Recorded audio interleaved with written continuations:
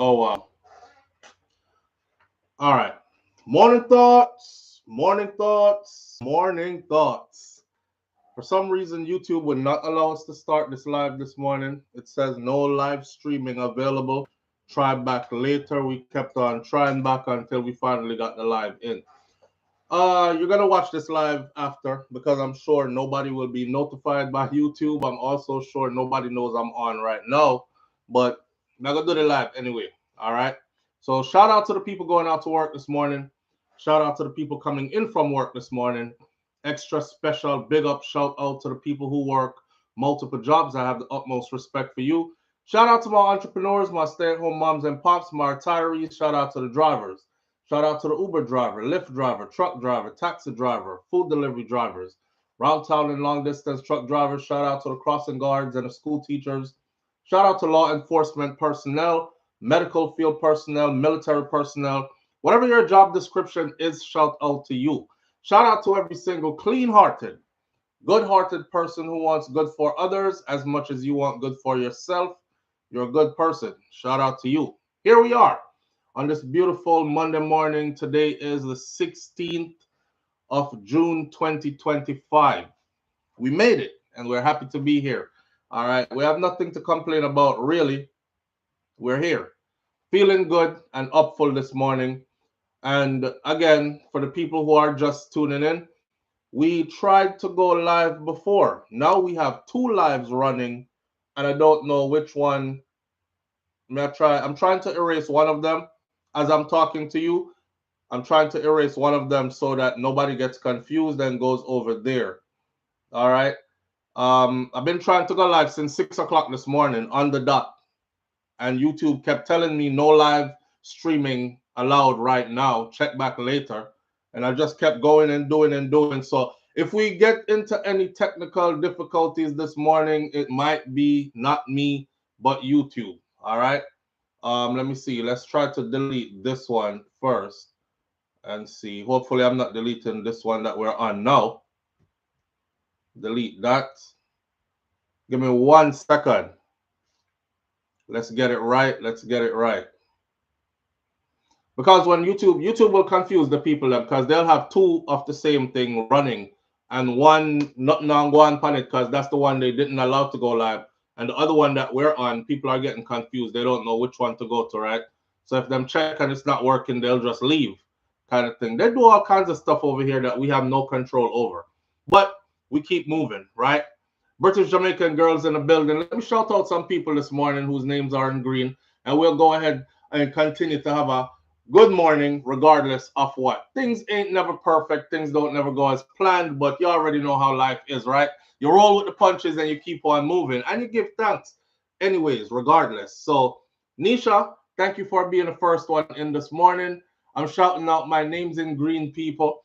King Biggs, thank you for being here this morning. Kai Tai Jai Empress is in the building. I appreciate the names that are not in green as well. It's just a special thing for the people them whose names are in green. Kaz Robinson, big up yourself. Thank you for being here. I appreciate you greatly. JC is in the building. Sharon Spence is here as well. King Biggs, what you say? Blessed belated Father's Day to all the fathers out there, right? Kai Tai Jai Empress is in the building as well. And thank you for being here. British Jamaican girl says, hey, SoFlo and everybody. It's probably like midday in the UK or 1 a.m. or something like that right now. Okay. So that one is erased and we are still here, which means I did erase the right one. So they should find us now.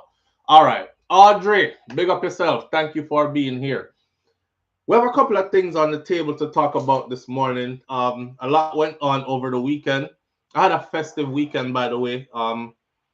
Feeling very blessed.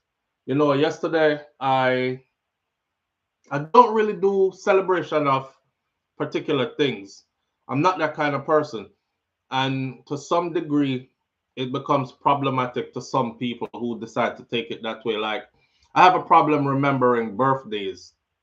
So me tattoo the most important birthdays all over my arm so I can remember them and these kind of things.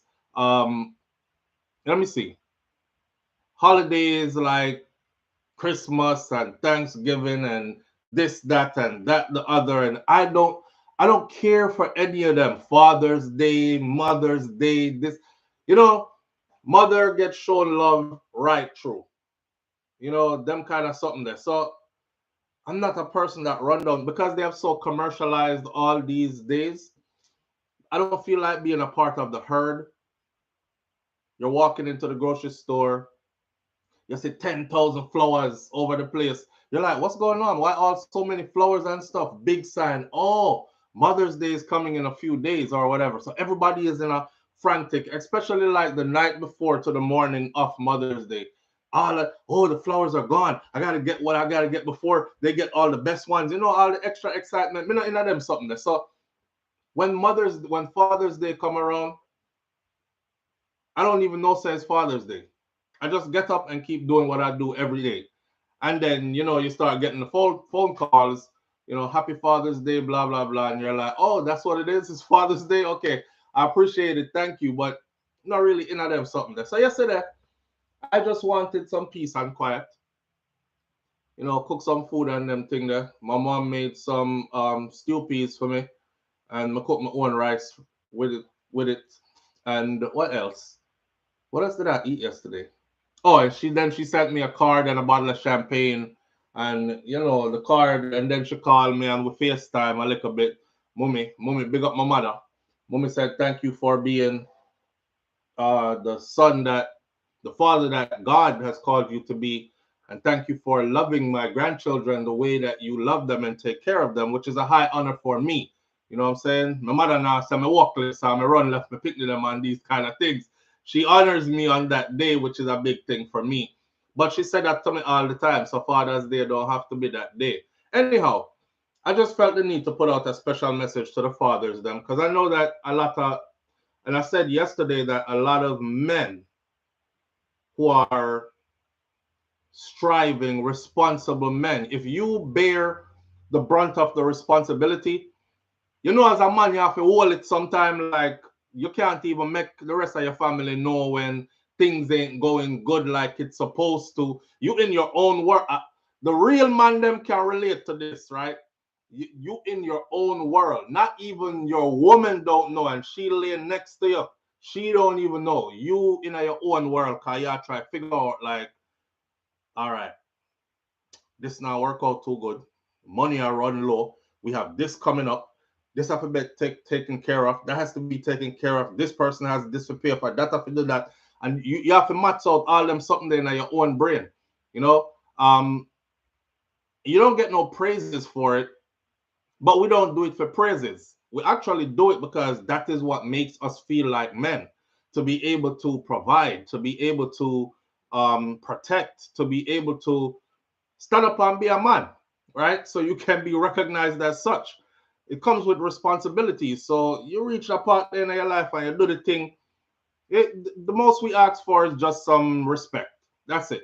That's all a real man really wants is some respect and some basic appreciation. We're not really they buy me this and buy me that and tell me this and tell me that kind of thing.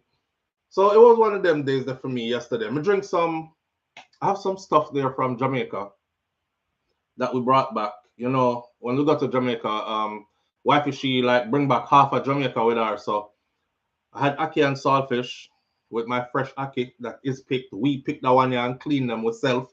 So I was super safe eating it.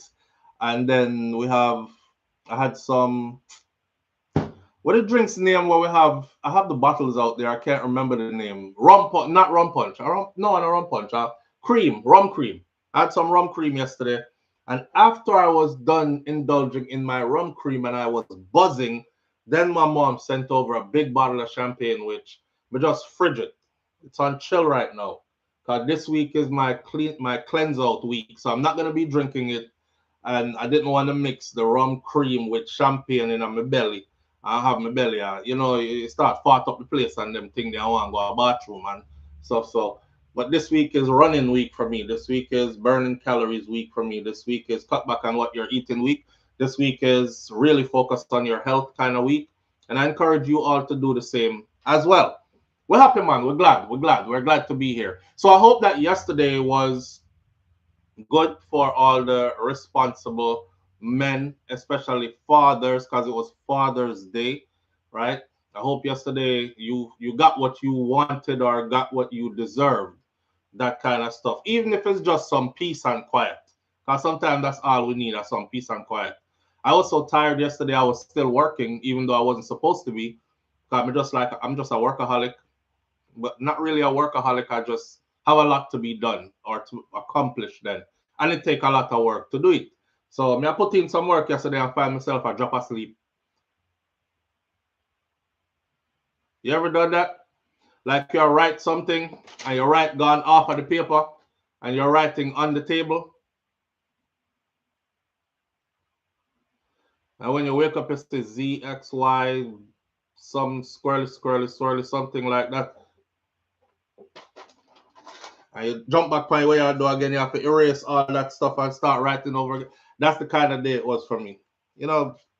Thankful still to be able to do all these things. Audrey Wright says right now, good morning. No matter how much love we show you guys, y'all have the same complaint every year. Tiffany Fletchman, what's the complaint we have every year, Tiffany Fletchman? What's the complaint we have every year? I don't think fathers are shown enough gratitude or enough love and appreciation. I don't. The world is geared towards women. If you're a man, that's why I talk to the man them, because only the man them can understand this. If you're a man, the general consensus of the world is, man, shut up. Soon as you start to talk, shut up. Soon as you start to cry, oh, what you cry for? You a grown man. What you crying for? If my man cries so much and I'm a woman, who I'm supposed to cry to? I'm crying, he crying. Me don't want no man to cry more than me. Them kind of something there. You don't have nobody to cry to. You don't have nobody to complain to. So the way how the world is set for us men, you have to just stand up and be a man and just know so you don't. That's why I raise my sons, and I'm trying to raise my sons with this kind of mentality. I tell them all the time. I said, when you turn man age and you go out into the world, you're gonna find out how brutal it is out there. No shoulder not there for you for cry upon, brother. Ain't no shoulder out there for you to cry on. Ain't nobody bringing you nothing, and ain't nobody coming to save you. You understand? So you have to go stand up on your square like a man, and you're gonna have to learn to hold some things, and you're gonna have to learn to cry in the shower while you bathing, and come out with that dry face and a smile and keep it moving. That's men. That's for a man. That's the world. That's what the world has created for a man. And at the same time, he's expected to shoulder the world. Anything happening at your house as a man, you think people look by your household and say, boy, them a live frig up here, man. Jesus Christ, look on the picnic them. Everybody over there look like them a suffer. Workless girl. That woman there, she not take care of her family. You think that's what they say? And a man over there? No, that's not what they say. They'd be like, damn, his wife look terrible. Look at his kids. Workless boy. You can't do better to take care of your family better. You can't provide for your family a little better. You get a man. Everything you a man get the blame. See? So you have to know that, and then you have to hold that. And nobody come cry about it. That's why I say we don't cry about it. Because we don't have nobody to cry to. Go talk to a tree. Go lay down and talk to the grass. Bawl out to God. I hope God hear you. But that's about it. You know what I mean? And keep it moving. Yes, Marcia Waters, men cry in the dark. So I don't really complaints that we have every year. It's just the conditions of how the world is set up now. You know what I mean? And we have to function under those conditions. And our women are conditioned to be how the world is now. She expect modern day women are not like old time women. Maybe some of them are, but majority of them are not like old time women. Even when the men are old time men in their mentality and they're traditional, the women ain't. So they're not giving you the same kind of love and support like where granny used to give grandpa, or where, you know what I mean? I said, where your mommy used to give your daddy back in the day if they were together and these kind of things. Them thing they're done. So you as a man, you better figure it out. You better figure it out. Yeah, men cry in the dark, Marcia Walters. Mr. crying at the shower. while you in the shower, bathing, crying at the shower, wash it off and come out with a smile. That's it. That's your time to cry. Sometimes you see us, in the shower a little bit longer than normal. We probably in there bust our tears or two, but everything is our responsibility. But real men handle it though. That's the part. That don't get it twisted. Real men handle it though. I remember one time, right? This again in the army. I did a lot of growing up in the army. So in the army again, there was this. He was a master sergeant at the time, and I was probably like I was still within the private ranks. I think I was like a PFC at the time, private first class. He was like a master sergeant, and black man. This one was a black man. I remember him saying to me, he was like, "What's your problem? Like, you having problems at home?" And I said, "Yes." Not my first sergeant, who was like, "You won't be married, then be married, then motherfucker." Not him. There was another one. This one, he was like, "Well, come here, Mac." He was like, "What's your problem? You having issues at home?" Uh, I said, "Man, yeah, the wife, and every time we go off to training and come back, and she like got this attitude, blah blah blah." Me, I complain.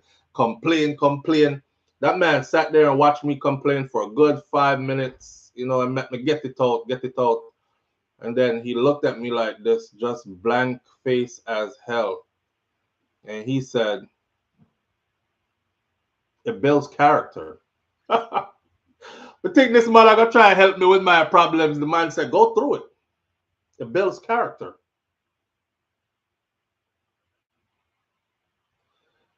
Roger son builds character. I understand that now. It builds character. Go through it. So grown men gonna handle grown man's business. And some way, we're not too grown yet. So we can't handle the grown man business yet. So be a bit forgiving for those of us who got to manhood late and can't handle grown man business. But grown men gonna handle grown men's business. You understand? Shout out to Lil Red Gucci. Thank you for being here. Audrey, big up yourself. Kata Jai Empress, thanks for checking in on hubby. And I just came back from a 9-day Mediterranean cruise for our 30th wedding anniversary. Damn. Y'all locked in. That's what's up. 30 years. Congratulations to y'all. And may you celebrate the rest of life together with happiness, of course. You're not always happy, but you make it happy. Thoughts, family, latest Father's Day. Have a blessed day. Michelle Graham says, "Thank you, Michelle Graham, and thank you for being here as well." All right. Before I start, right? So we're going to talk about Trump's military parade to celebrate the Army's 250th birthday, and that parade versus the turnout of the No Kings protest.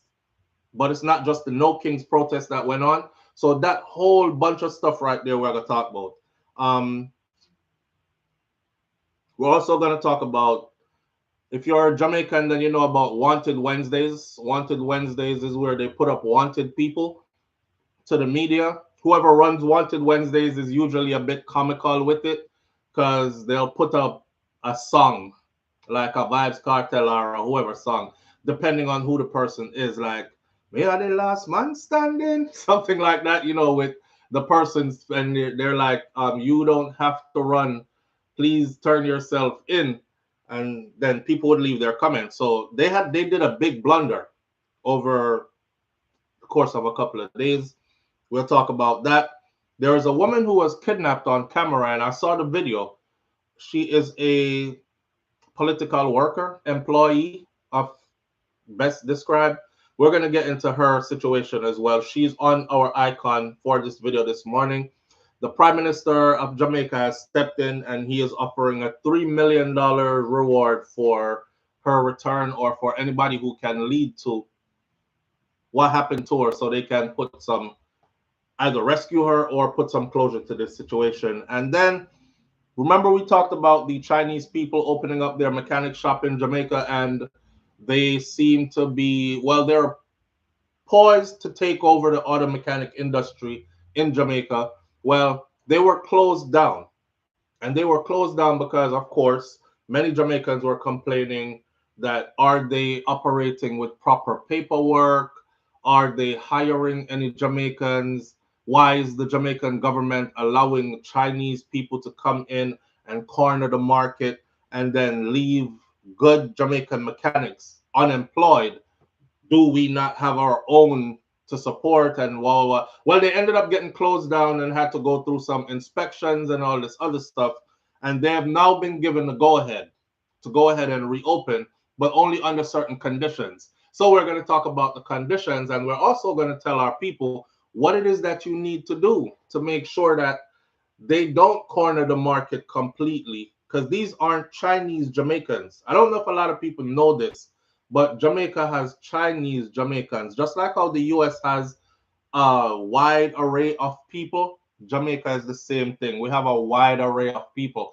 I'm still taken aback to this day that a lot of people outside of Jamaica think that Jamaica only has black people. Like everybody is black, and they're so flabbergasted when they see like a Chinese person who looks on the outside, or Asiatic, somebody from an Indian person, or what they would call Indian, or a Caucasian person who they hear talking like, "Wagwan, everything good? Yeah, man. So y'all go over there later. All right, no, all right. Look more here. Yeah, man. I'm soon forward." And they're like, no, I'm still surprised. Not surprised, but I'm still taken aback that people don't. They think everybody in Jamaica is just black, or what they call black. So, anyways, these Chinese people are not Chinese Jamaican people. They are Chinese people from China who have pulled their resources together, entered the country, and they do business in the country. And they are on scale to take over the automotive industry on the island of Jamaica, which of course would leave a lot of Jamaican mechanics unemployed. I forgot sell some orange on the sidewalk or something like that. But before I get into all that though, let me tell you a story real quick over the weekend. And it was Father's Day yesterday, and again, life is always teaching, so we're always learning because we're still living. I realized that, not realized, I've always known this, but there was a perfect example happening right in front of me. Anytime a man was raised by a woman only, you can tell. And as a man, you can really tell, especially if you are a man that was raised by men. Of course, you have your woman influence there as well, right? But man instilled certain things in you coming up, so your mentality is kind of different on how you stand on your square, on how you handle business, on how you approach life. I'm at the beach over the weekend, right? I did a short yesterday, so some of you who saw the short heard it, but you didn't hear the whole story because the short is a short. So we're at the beach over the weekend. Me and my boys, my sons, who are very big, were at the beach over the weekend. They both play football. They both are two complete different builds.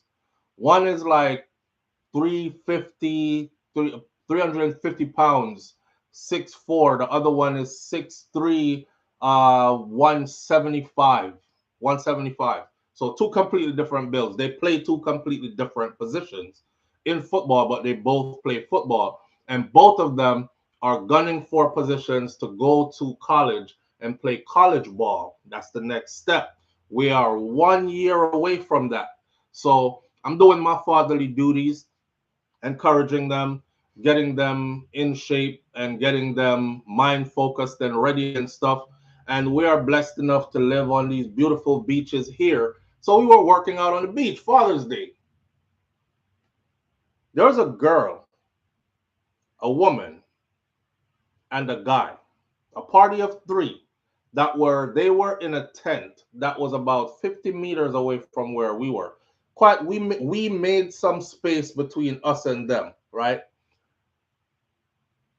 We working out. First, we were playing some soccer, just get warmed up, football, soccer, get warmed up, and then, I said, perfect time to start working out. So we got into some sprints. So we're sprinting because the beach is on a hill.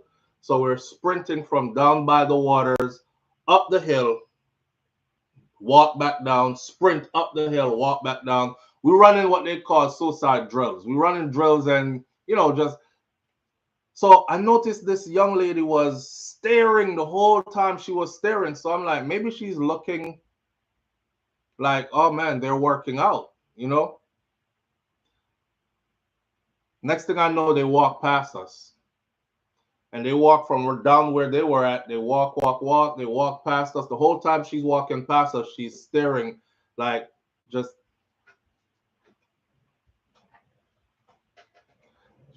won't break the stare. They walk past, they keep going, they walk a good distance down, they turn around, they're coming back.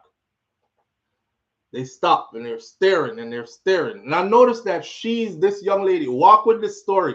I noticed that this young lady is talking to the guy that's with them and the woman that's with them. And then one of my sons was Kosi, the bigger one. I was like, you need to do a whole lot more cardio. We got to get you conditioned cardio-wise. Up the hill you go. So he keeps running up and down the hill, walking back down, up the hill, walking back down. I decided to take off running too, and wake up the next day with my knee them swell up. So I was like, damn, I guess I'm not that age group anymore or whatever. But sobering moment again. Jay was planking, so Jay would sprint, come back down, do push-ups in between. He's in super good shape, and he was planking this time. So watch this, right? The younger girl, she had on a pink bathing suit that was a G-string. A G-string. I don't like G-strings in public because I just think if a man see your wife in a G-string, the only next thing left for him to do is to actually sleep with her because there's nothing left. A real one string in her butt crack, right? So anyway, she had this G-string on. She literally laid down on the sand next to my son, and she started doing the same. She planked, right? Laying down on your elbows with your body fully extended, her titties falling out of her top. And I'm like, oh, I knew they wanted to come over here from a long time ago. Watch this. She's like, what exercise are you doing? And my son said, oh, I'm just planking right now, but I was doing my sprints and whatever. And she was like, all right, I could do those. So the big woman, she lay down next to my son. She start doing them. The young girl lay down next to him too. He's in the middle now of two women, right? And they start, the older lady, she get up after like 30 seconds and she's like, I think I did good. I'm 45. And I think I did about half of the time that they were down there for. I wasn't going to tell her that she looks like a rough 45, but she did. She looked about, if she told me she was 55, I would have thought, yeah, you look like a young 55, but she's a 45 and she looked every bit of 45 plus some. She got up, she started explaining. She was like, I have 2 kids and this one right here. So I said, oh, this is your son. And she said, yeah, that's my son. He's 22 and my daughter is not here right now. So I said, who's this girl, the one that's laid next to my son?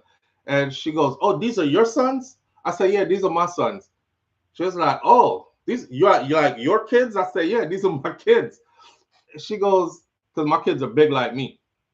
She goes, oh no, that's my son's girlfriend. This is how you know his mama is raising him. He's 22. His mama look like she's still raising him. He's biracial. No daddy is there. And I could tell because you think first of all, my woman would know not to do that. Okay. You're gonna lay down next to a man that's working out on the beach. You all up in his face, planking, spread out in a G-string. Body in the air, talking in my son's ear, talking about what exercise is this you doing? And then she start she throwing her hips from side to side while she's in the in the planking position. I was thinking this was his sister. I seen this look of uncomfortableness on his face, right? You know when you want to tell your woman don't do something, but you can't tell her because you don't have no control. This is a girl will look like she would this you. So I said to my sons after they walked off, my son was like, Jay was like, yeah, that was super weird. And I said, yeah, that was super weird. But you know what's funny, Jay? I said that's exactly how a male, that's a beta male. And you could tell his mama is raising him. His mama is raising him with the don't talk to her with a loud voice. You have no authority over a woman kind of thing. He done seen his single mama go through some stuff, right? So he's gonna harness whatever it is he's harnessing, and but that's gonna get him hurt later. Because I'm telling you right now, if my son had said to that girl, "Come on, let's go over here," she would have went. She So I was laughing with my sons, and I'm saying to Jay, I said, Jay, easy pickings that to know. Matter of fact, right? He looked like the type that she would bun him and he would apologize and cry for she gonna kill him with bun and him gonna apologize to her and cry and take her back every time. Kind of that. Cause ain't no way your whole titties falling out your clothes, like completely fall out of your clothes. You laying in the plank, you in a flat G-string in front of his mother. You know how long she wanted to come over there? She finally found a way to get them to get over there. Let's go for a walk down the beach. That's how she got them to get over where we were at. And the whole time I sense the energy, and I'm like, why the hell is she watching so hard? What, like, is this somebody with mine? No, but you're not saying nothing because we locked in our own worlds until she ended up right where she wanted to be. You know what I mean? So I'm like, my woman couldn't do that. And I wouldn't have to tell her she can't do that. She would just know she can't do that, right? She would just know she can't do it. The way he took the disrespect. And then after all that, they walked back to their tent where they were at. Then they went down to the water. And you want to see him hug her up and kiss her up. And the whole time he's hugging her up and kissing her up, she's like looking over where we're at, like this. You know, she handle him yasso, but her head is like over where we at, like here. I'm like, man, I feel so uncomfortable for him. I just stopped looking over there. I made sure all of us just stopped looking over there. But poor thing. So yeah, fathers are super important when, especially, I know fathers are super important when you have your girls because you want to set a proper example of the kind of man that she should be with, or the type of man she should accept in her life, right? You don't want to be the perfect example of the type of man she should never accept in her life. If you're fathering right, you'll lay the foundation for what she will accept. But your sons is super important for your sons because whether you know it or not, as children, we pick up mannerisms and behaviors from the adults that are around us. So if a son is only around his mom and sister, and that's his constant circle, he's going to pick up a whole lot of, I call it estrogen driven behavior from around. I see it in my son, and I say it to him sometimes. I say, yeah, I could tell you've been around your mom too much lately, because he would say something and then he would do exactly how she would if she was explaining something. I'm like, but it's very feminine, but to him, it's just him just being him. So you have to have the daddy there to say, you know, your son stand up like this, and you have to, hey boy, put on your hand. You know, I was watching an old video, and we were joking, of course. I was watching an old video, and Kai was about, it looks in the video like Melania's 1 and Kai's about 3. Kai run out and I'm diaper, and Kai was like, him turning him body to where I was like doing like this, like he twerking. I'm saying, hey boy. I was like, hey boy, or what that? But it's actually needed. It's actually needed, you know? And boy, I can tell. But I'm willing to bet that every man in here who is man can tell you When we walk into a room, you could tell the energy right away of a man that was raised by men. Him did have some uncle around him and some big cousin around him and some him father did that and them kind of thing there, as opposed to the men who were is just like sister and mother. It's hard to explain, but we see it. We see it, and the energy is definitely there. Just to put that out there, Mel says you should have cut the mess off the minute they came towards y'all. Nah, I shouldn't. I shouldn't. Cause see, my lions are gonna feast, right? And I'm a lion myself, so we gonna feast. If you notice how, remember when I told you I said the female lion will never mate with a male lion, that a lioness will never mate with a lion who she thinks is not a superior lion. He will have to kill her. She will fight till she dies, right? Same thing. How I'm like, I will never be with a woman who got children by another man, kind of thing. Well, look at the Lion Kingdom. That male lion never goes and gets with a female lion. Oh, I'm gonna help her raise her cubs that she got from Simba. Simba is dead. Them friggin' cubs are dead too, or you get rid of them damn cubs, you're gonna have all mines. So it's brutal, right?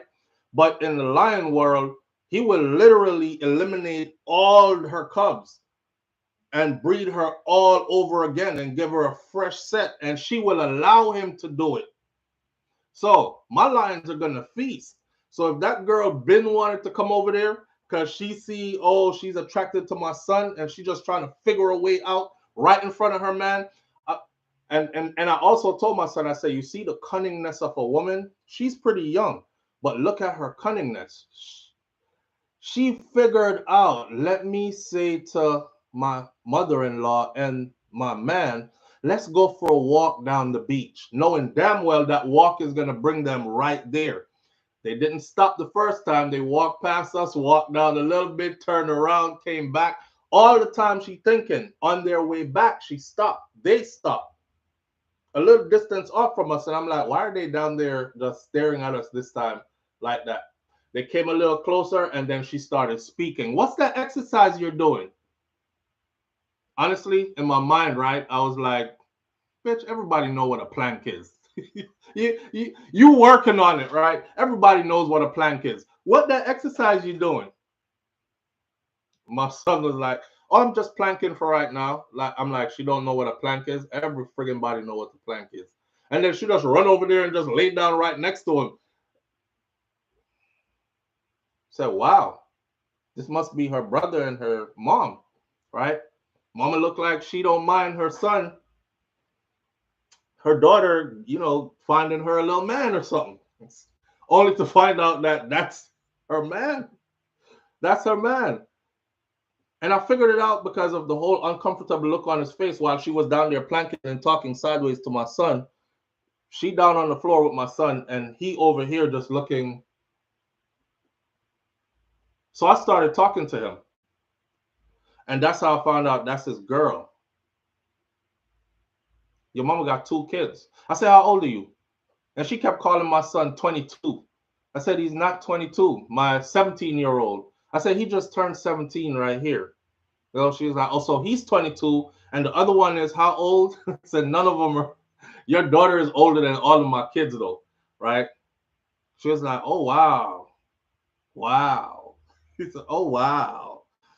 So, yeah, my lions are going to eat regardless. You keep yours under control.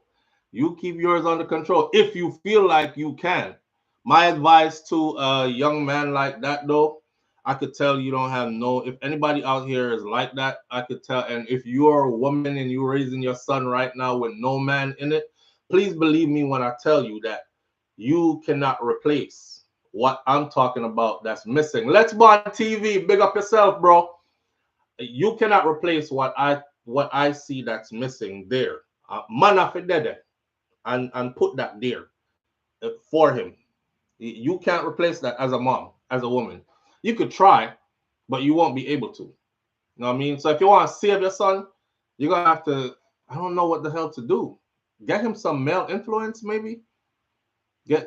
Try bring around if you got brothers. Try bring around your him uncle them more, or put him around his male cousins more, or I don't know what I don't know what, or get a decent man in your life if he's a decent man, right? She need a better line. The line worked, Darty T. It worked for her. You could tell he couldn't say nothing. What's that exercise you doing? Like, bitch, everybody know that's a plank. Get and me and my kids, we communicate without speaking. So we my children are grown with like Jamaican mannerisms.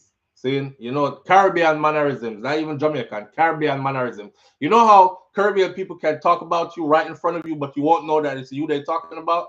I think my children, not think, I know my children are on to that as well. So I grow them with the same type of,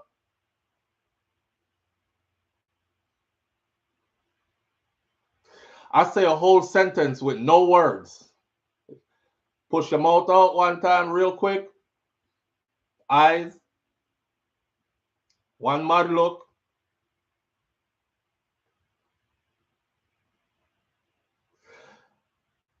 Nobody knows but us. So we were communicating like that the whole time they were there. Me, I'm a picnic them. Communicate like that the whole time they did it. So as soon as they left, of course, my son was like, that was super weird. I said, yeah. You see what was happening? And that's her man, bro. That's not her. So me, I show my children them so many lessons. I said, when a youth is raised by his mom only, he'll accept stuff like that. I say, you think my woman could do that? You think me and Shakira could be walking on the beach and she just run in our G-string or lay down next to our man where I work out on the beach talking about, what's this exercise you're doing? You think my mom would have been there? My mother, different woman. You think my mother would have done it? And my mom, I remember one time I brought this one chick around. My mom was like, she said, get her from that girl as fast as you can here. She will have money in your bed every time you leave your. My mom said she will have money in your bed every time you leave your house. Get away from her as fast as you can. One sentence like that. And of course, she went back to smiling with the girl and waving her everything. She always said to me and my brother, I'll never co sign you disrespecting any female, though. So please don't bring no, if you're with somebody, my mom is like that. If I'm with somebody, I can't bring any other, my mother not loose. So I can't bring no strange girl. Oh, let me stop by my mom's house real quick. And my mom see that because she is very much about her grandchildren. So she knows the extent of where that can go. You're cheating, you're gonna run go to your mother house. Some guys could bring like a different woman to their mother house, but their mom won't say anything and all that.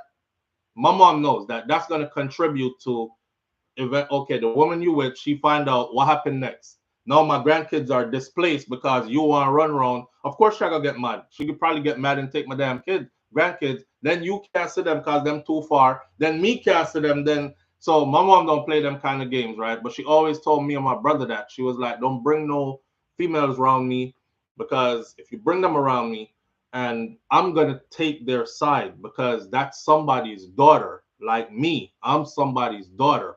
It's a girl, it's a female, right? And I'm not gonna condone y'all doing no extra foolishness around. So we never got away with any of that, anyways. But I remember bringing that one around, and my mom was like, "Just hurry up and get her from her," because she would definitely have money in your bed every time you leave your house. And I'll tell you what, she wasn't wrong. She was not wrong. The character of that person was like that. So you listen to your mother and them kind of something there. But my mom would never. My mom, if she was the girl mother, she would have been like, "No, man."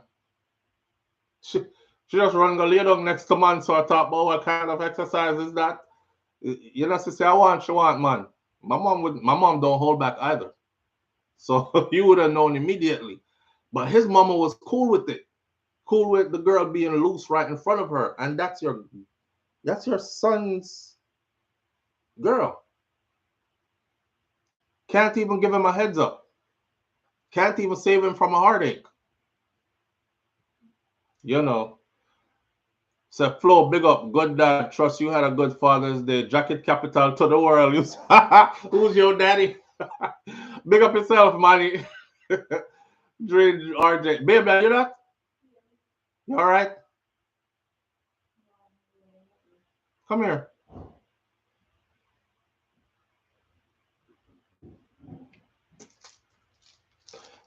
Wifey, I get ready for leave for the morning. So that's why this is gonna be 2 hours.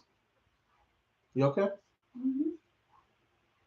So I'm gonna hear no good morning, babe, or nothing like that. I'm gonna hear Pierre move around like when a rat in a cupboard. So you know could have come some morning stuff. You ready?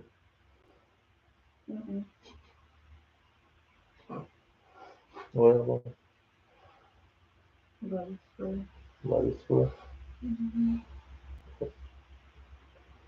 ready? Mama? No. No. I saw. Uh, all right. Yeah. So keep a man around, but keep a good man around. That's all I'm saying. Keep a good man around, especially for the sake of the children. But don't be in a hurry neither. Forget a man to be around. Honestly, it's a catch-22 for you women, especially the single mothers. It really is because you know how the predators them move already, right? Yeah, they will come pretending that they're coming for you, and when them are come for your picnic them. So in this day and age, you like gotta be extra super careful too. It's always been happening, but it just seems like it happens more now than ever before. So as much as I'm telling you, keep a good man around, that should be the message. Keep a good man around, cause a lot of them run with some good man, and then you end up with waste man.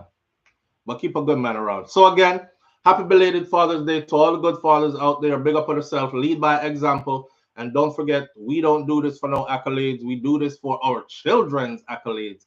That's the best accolade in the world. Hey, let me share this real quick. I forgot about this. This is my Father's Day card from my daughter Naka, right?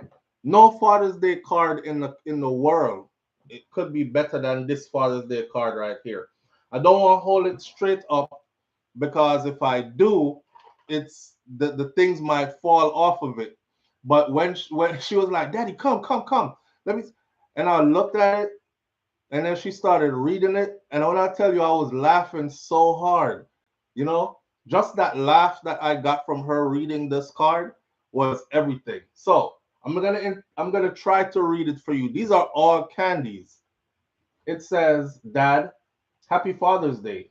So we went to the bank to get you 100 grand. The first candy is 100 grand. That's the name of the candy, but it slipped out of our Butterfingers. The Butterfinger is the next candy. Um, we will get you a big payday next year.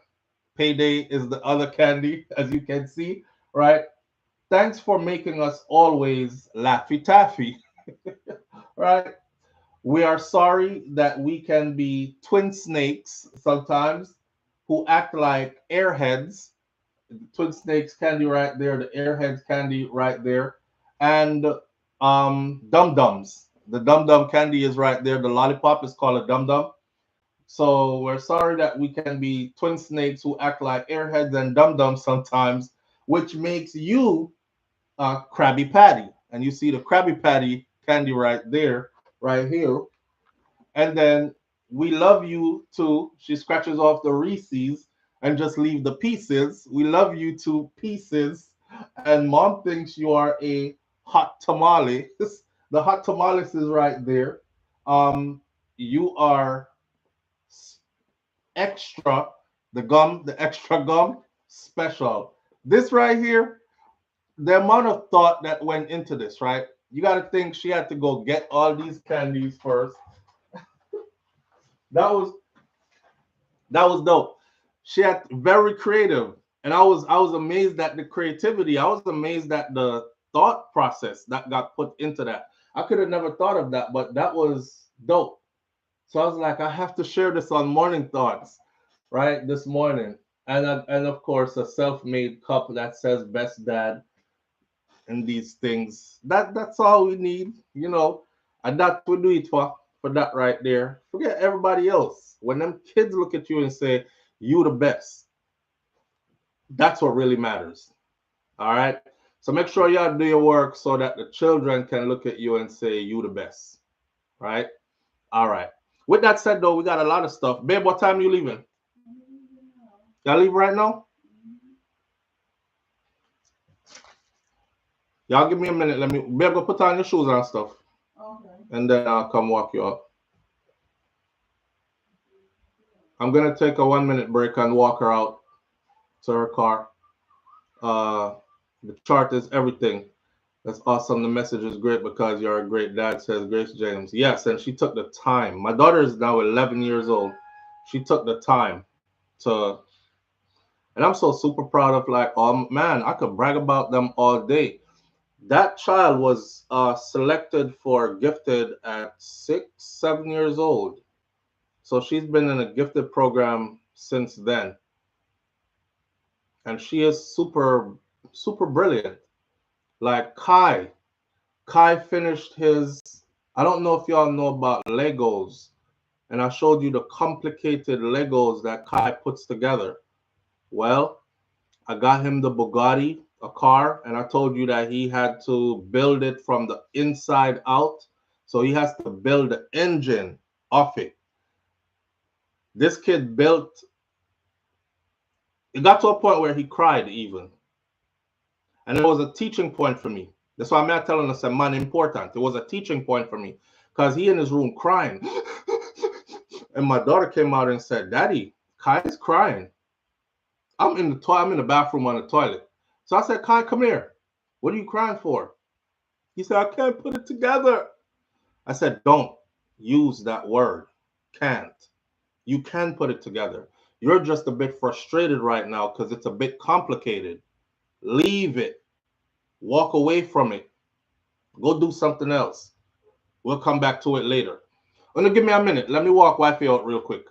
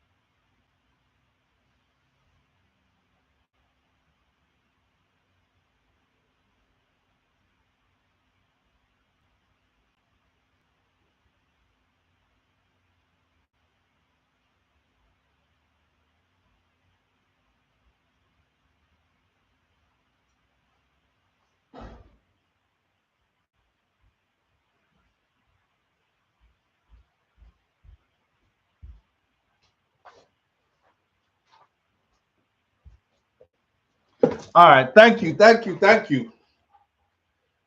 for hold up for me. I know we're still not getting our topics yet, you know. Let me show you one example real quick, right, before we get into our topic. So I am I'm babying this Bugatti right here because it took him forever to put this together.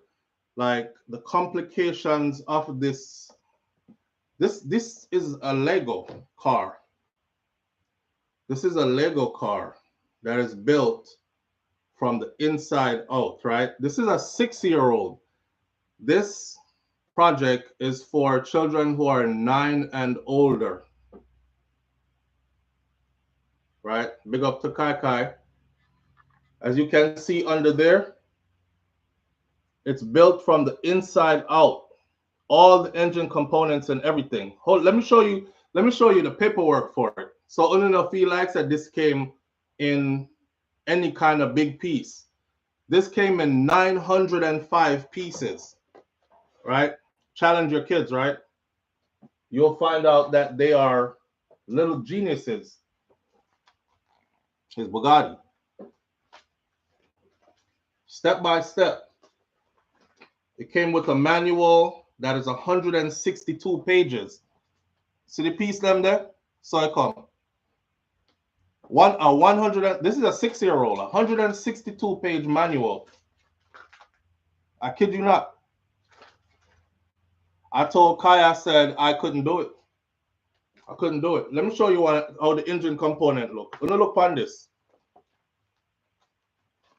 Look at this.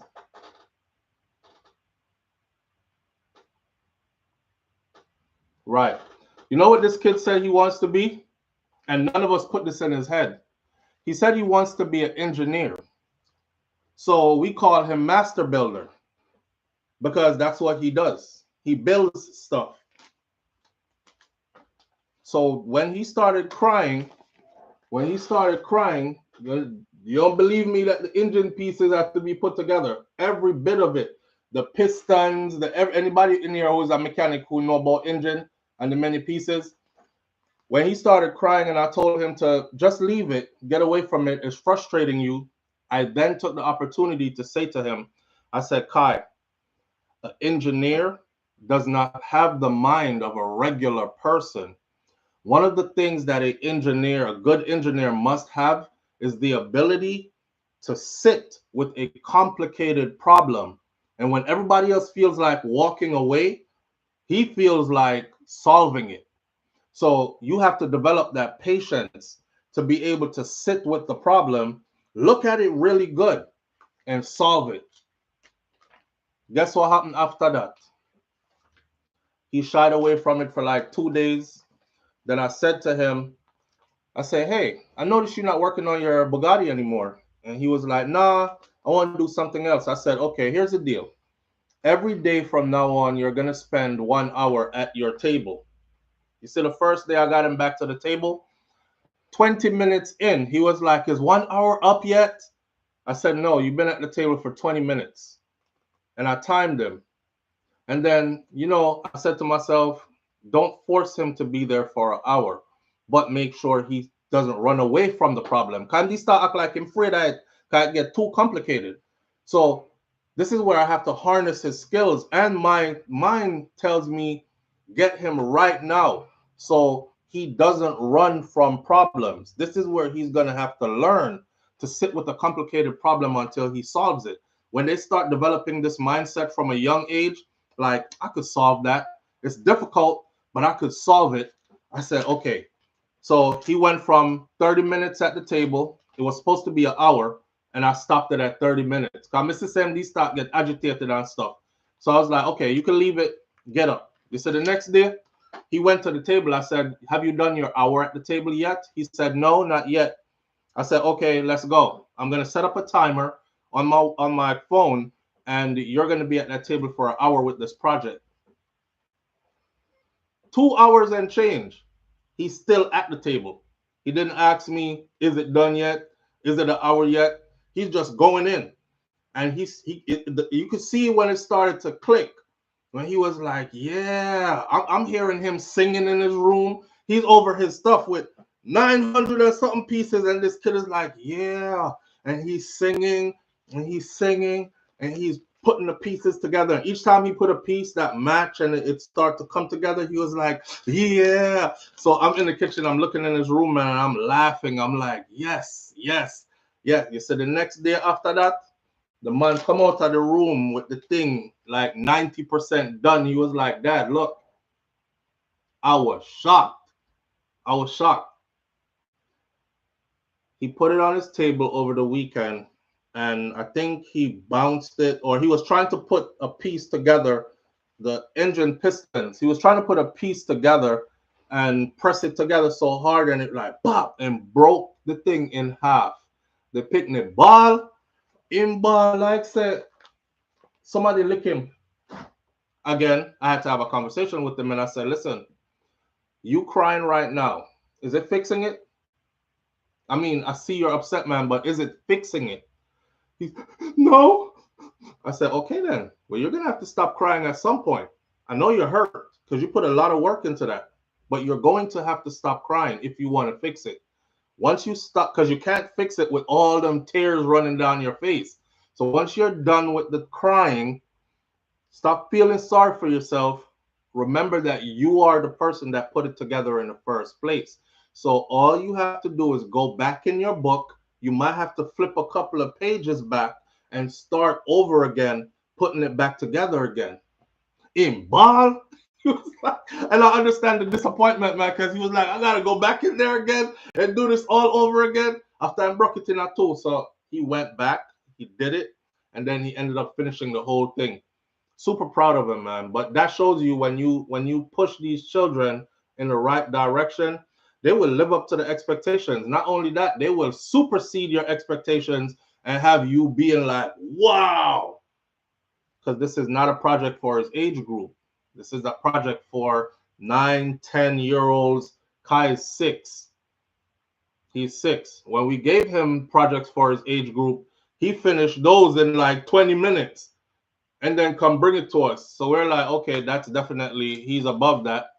Took him to the store, got him the dinosaur, 500 and something pieces dinosaur, the T-Rex. He did that in less than 24 hours, and that was one above his age group. And then we went back, and he pointed out the Bugatti, and I said, listen, that is expensive.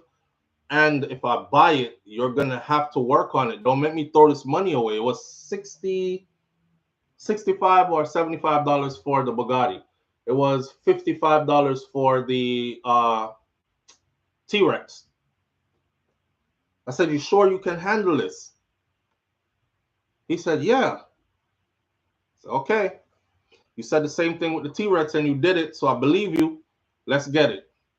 And there he is.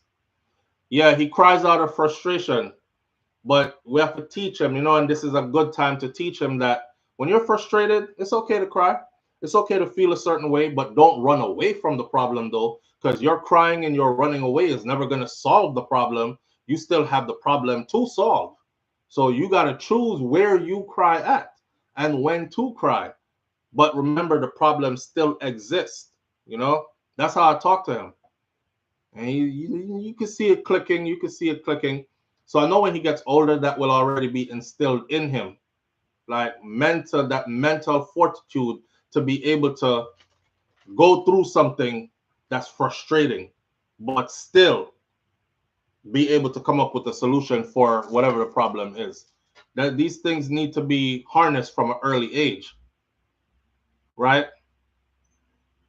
Nikki, you don't have to bet me, and I'm not gonna be no damn hypocrite. I couldn't do it. I couldn't do it. And I wouldn't do it. It's not in my interest. It's not in my skill set. That take interest. You have to do this out of interest. I'm gonna show you something else. Watch this.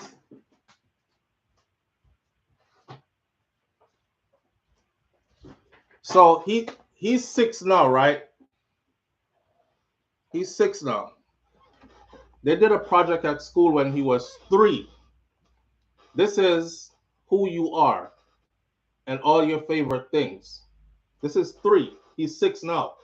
Let me show you, said this is not nothing new to him. So his favorite food is they had to put his favorite everything on here. Kai loves science. So this was a science project that he did right here. That's him with his science project. He's 3 here, 3 years old. His mom had to start buying science projects, and she would go through the science projects with him. And sometimes stuff be exploding and spilling over everywhere, and the reaction, the volcanic reaction, etc., etc. He loves that kind of stuff. So 3, this is his favorite food. He loves seafood. He loves swim around fish. He loves fry fish, but he doesn't like fake fish or the stuff that you get where you got to put in the air fryer or microwave. He likes a whole fish. Real Jamaican youth, real Caribbean youth. Him like a whole fish. Him sister like fish head, Malani. And she like dig out the eye and eat the eye. I said, boy, you're born outside of Jamaica, but you're really a Jamaican. But anyhow, see, so that's his calabash because he eats out of a calabash.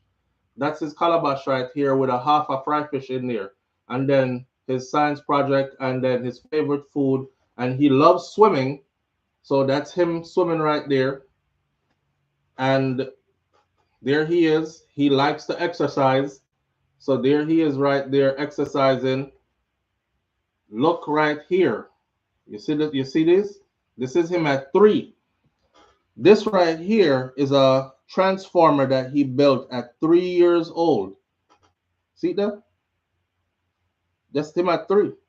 So we now make this up and build a transformer here. And this transformer could break down into a car and stand up back into a transformer, a drivable car, and stand back up into a transformer. That's the first time I was truly amazed.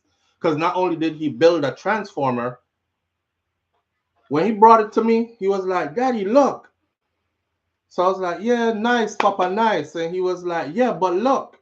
Then he put it down, right? And he's like, and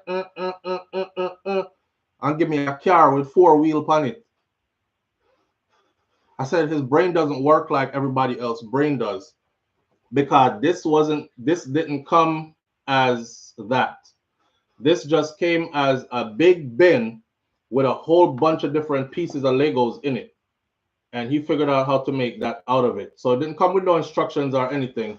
There you go. You could look at him. He's 3 years old right there. And this is his favorite place to go, where they go jumping in Defy, right? Where them go jump on stuff. So this is my favorite stuff project that he did right here. Yeah, so a long time we might do them something here. So now that he's 6, he's 3 years in already. So that's why I said we're going to put him in this robotics program, but we don't have one around our area. So we'll look for a Lego robotics program to put him in and get him started in that direction, you know? Enough of bragging about him, though, but it's not really bragging about him. I consider this me leading by example and me telling those who have children, like, you have to harness these children's powers because they have powers. Harness their powers. Motivate them in the direction that they want to go. I'm telling you, they will. If your child tell you, say, a football in one play, trust me, don't tell the picnic about, put on the ball and go pick up your book. Maybe book ain't his thing, right? Get him into that football stuff if I that him want to do. If your child tells you he wants to do whatever them say them want to do, if your child tell you want to do music, don't tell him about everybody want the music. You better go take up your book because that's what they did to us, right? And it killed your dream. It killed your dream. So you got to stay on these kids. You watch them, observe, and figure out what it is that their true interest lies in. And then you jump in and they'll reveal it to you. And then you jump in and you just start nurturing it, and you'll see what comes out of it. It's gonna make you be like, damn. Because when he finished that, I was like, damn, he damned me. Kaz Robinson says, without support, your children will not achieve their dreams that in the long run may help. Absolutely. They will become one of everybody else. Because majority of us out here, you know, you take up that job there because the job pay the bills. You jump in this career field here because this career field is what's lucrative, or it wasn't your real true interest.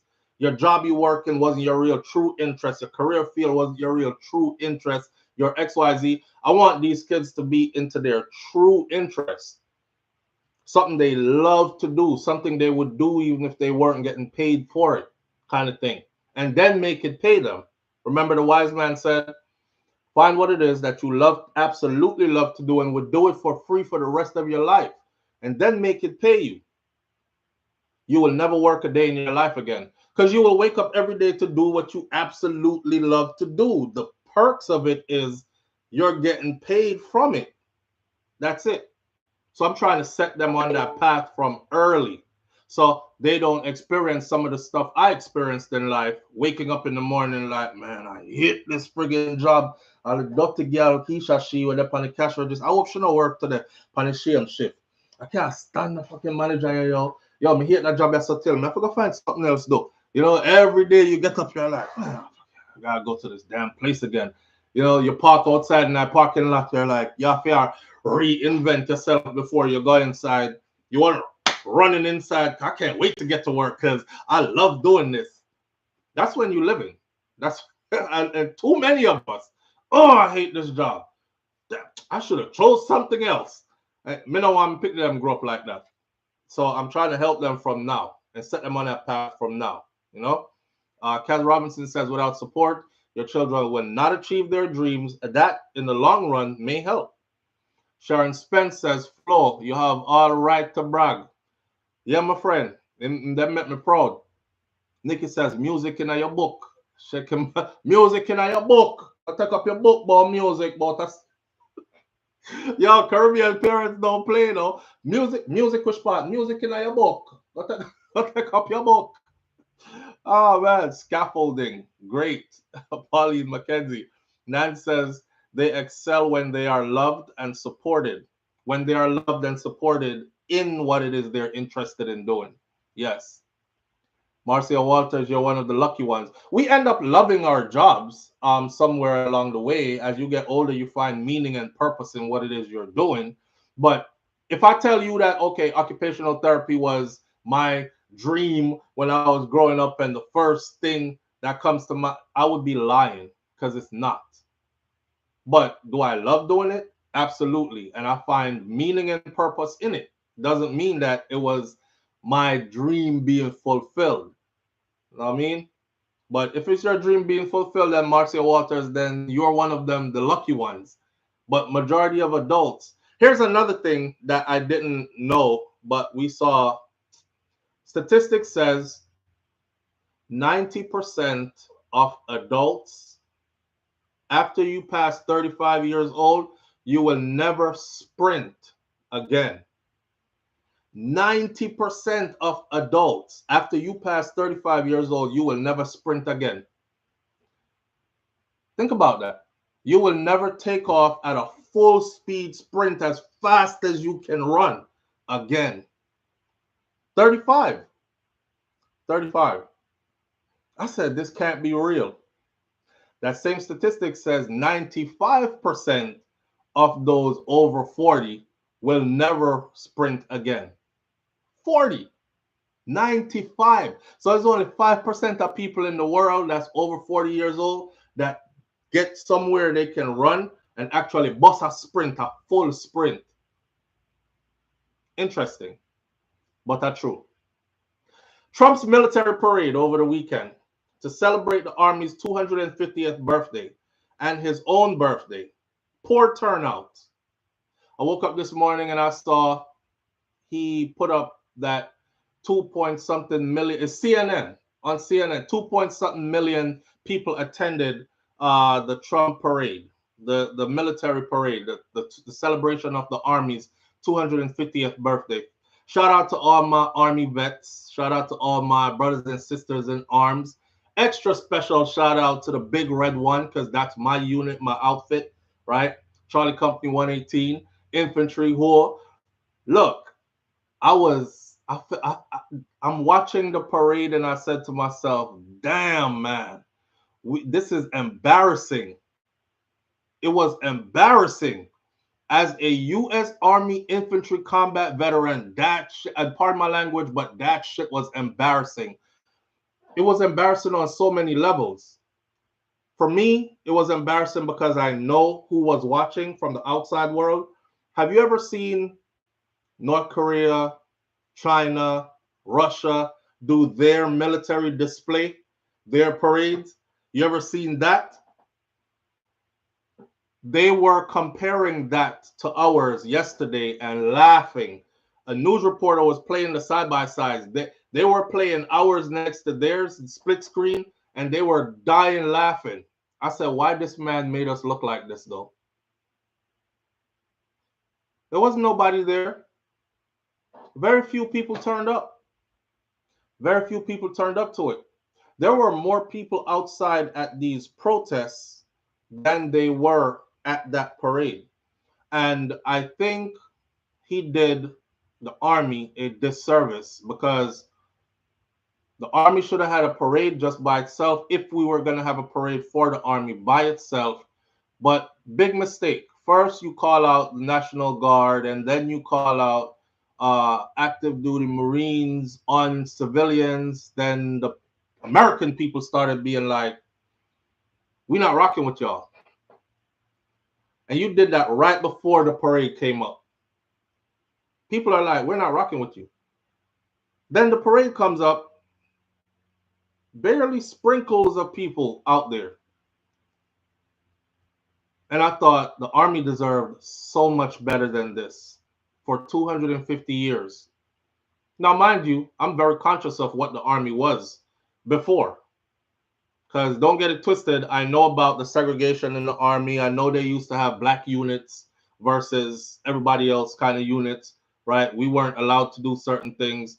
While the U.S. was going through segregation, the military was as well. So even if you joined to serve your country, and I also know that back in the day, even up into my time, black soldiers would go off to combat, fight to preserve this way of life in the U.S., only to come back to the U.S. and people would spit on you or throw fruits and vegetables at you or tell you that I didn't ask you for your service.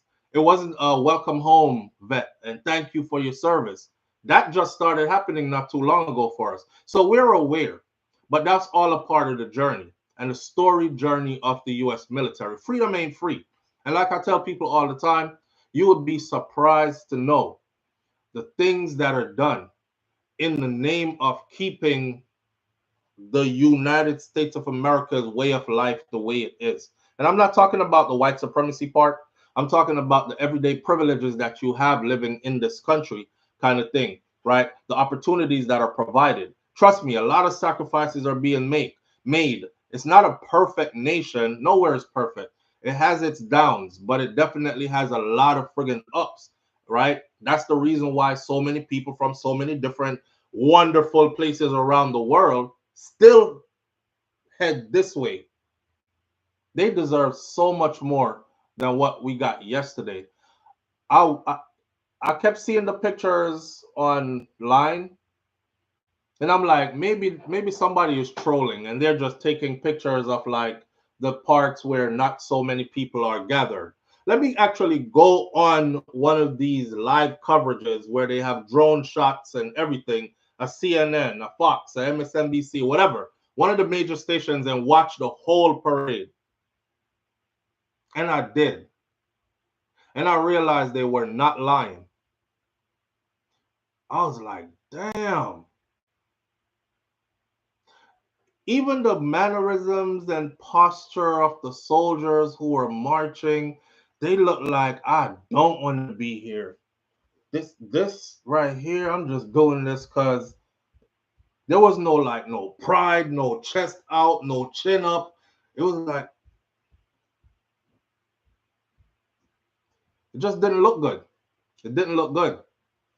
For the people who are wondering though, what the No King parade is about, just look at the king of or the monarchy then. Just look at the king of the UK or Britain, Great Britain. You will notice that there's no election to take him out and put somebody else in. Queen Elizabeth ruled until she passed away. and then the throne was inherited by King Charles, right? And now King Charles will rule on that crown until he dies. Before Donald Trump came to power, our president said that he would make it so that you'll never have to vote again for a long time. So that was his intention. His intention was to rule like a king, where that's why you started seeing Trump 2028. And people are saying he can't do it. It's the Constitution says he can't do it. There's a lot of stuff that said he can't do that he's doing, you know. So the people are now catching on, and the people are like, "Oh hell no, we don't want that." So that's what the no king thing is about. On top of that, though, there are other things that are going on. Um, there's also a protest out there that's called Hands Off.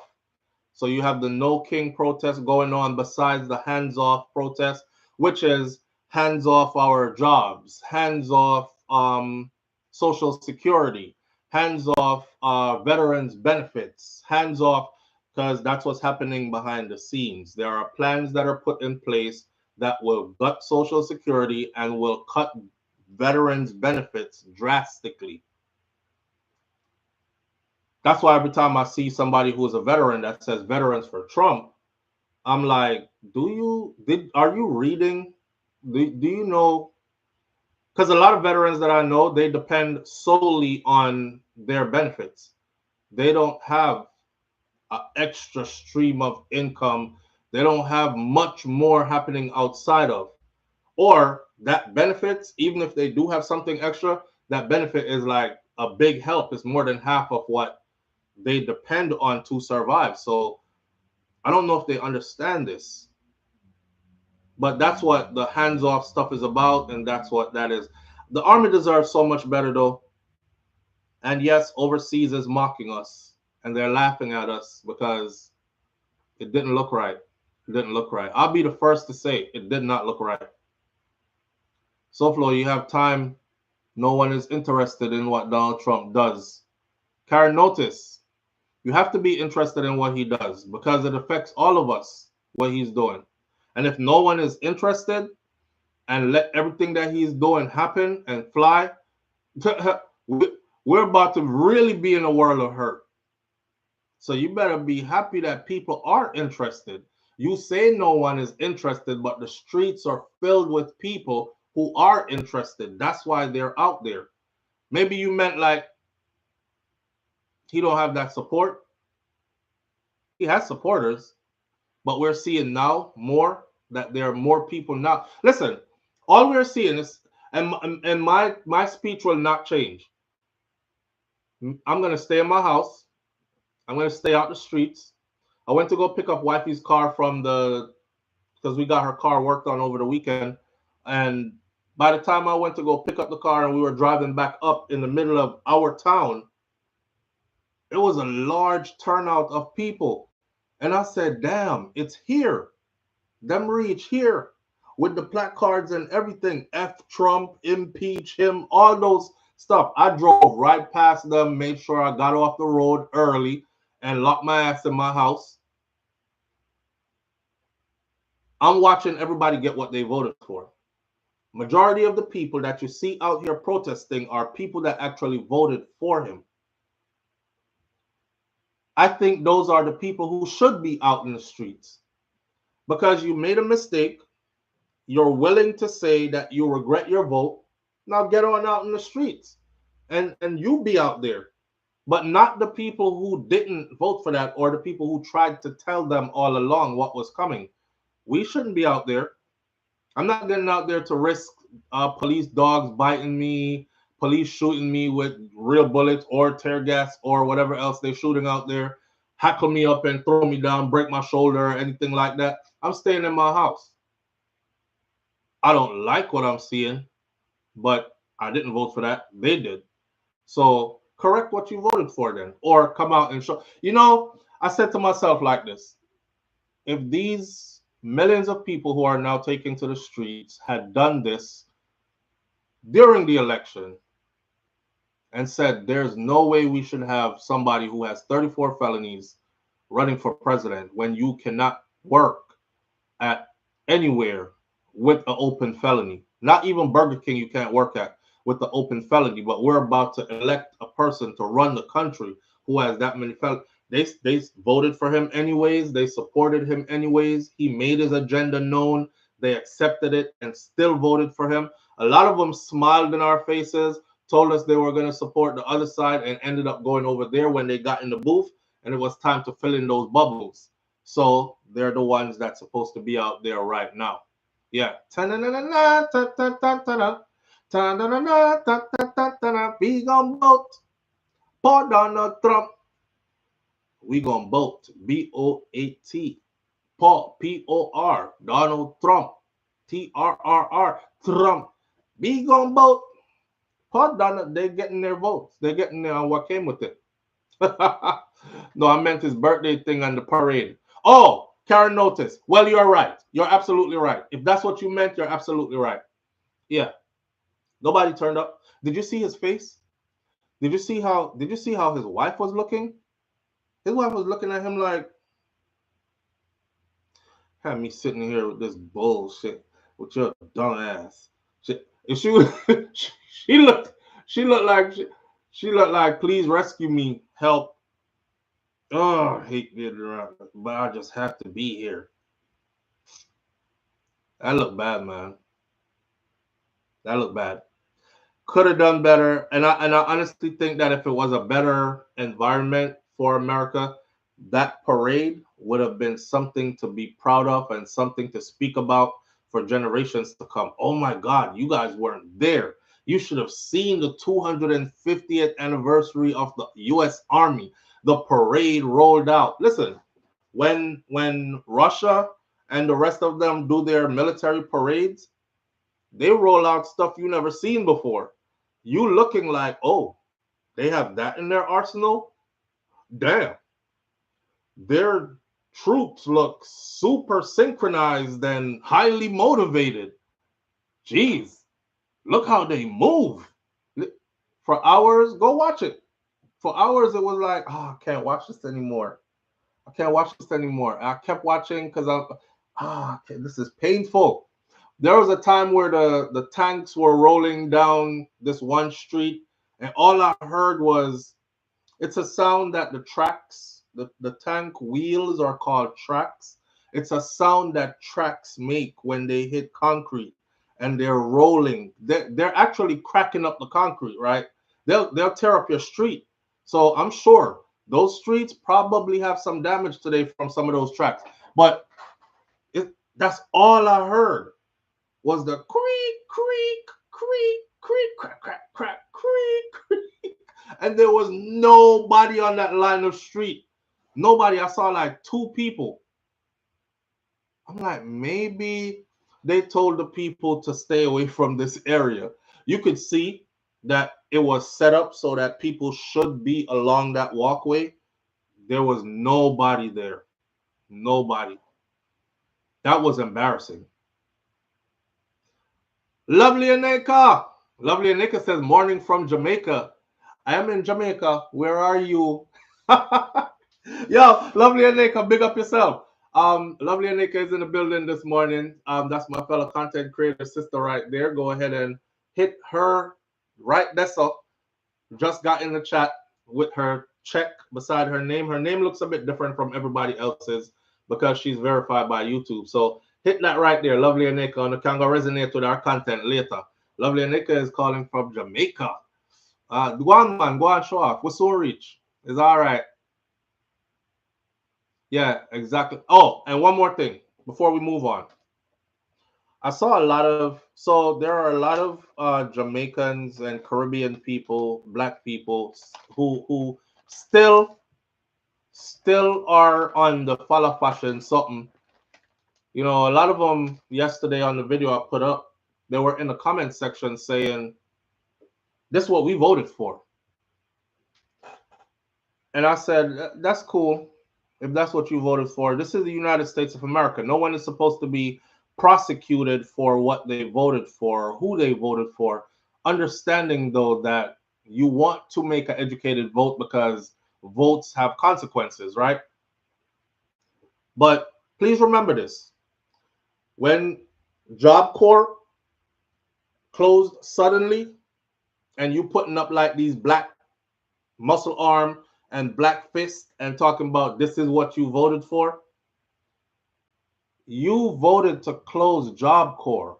Job Corps is the place that the United States of America has where disenfranchised children can go to learn a skilled trade, get a certification, and become somebody progressive and productive in society instead of falling into the juvenile justice system and graduating over into the adult justice system, right? So they'll go from juvie to prison.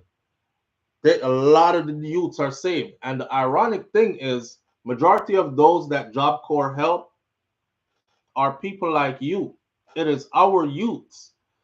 I've seen very few white people at Job Corps.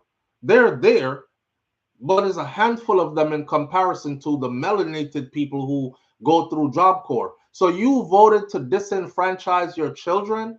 Do you know that a lot of the youths that go to Job Corps, they were actually homeless youths? Think about this. This is what makes a country great, right?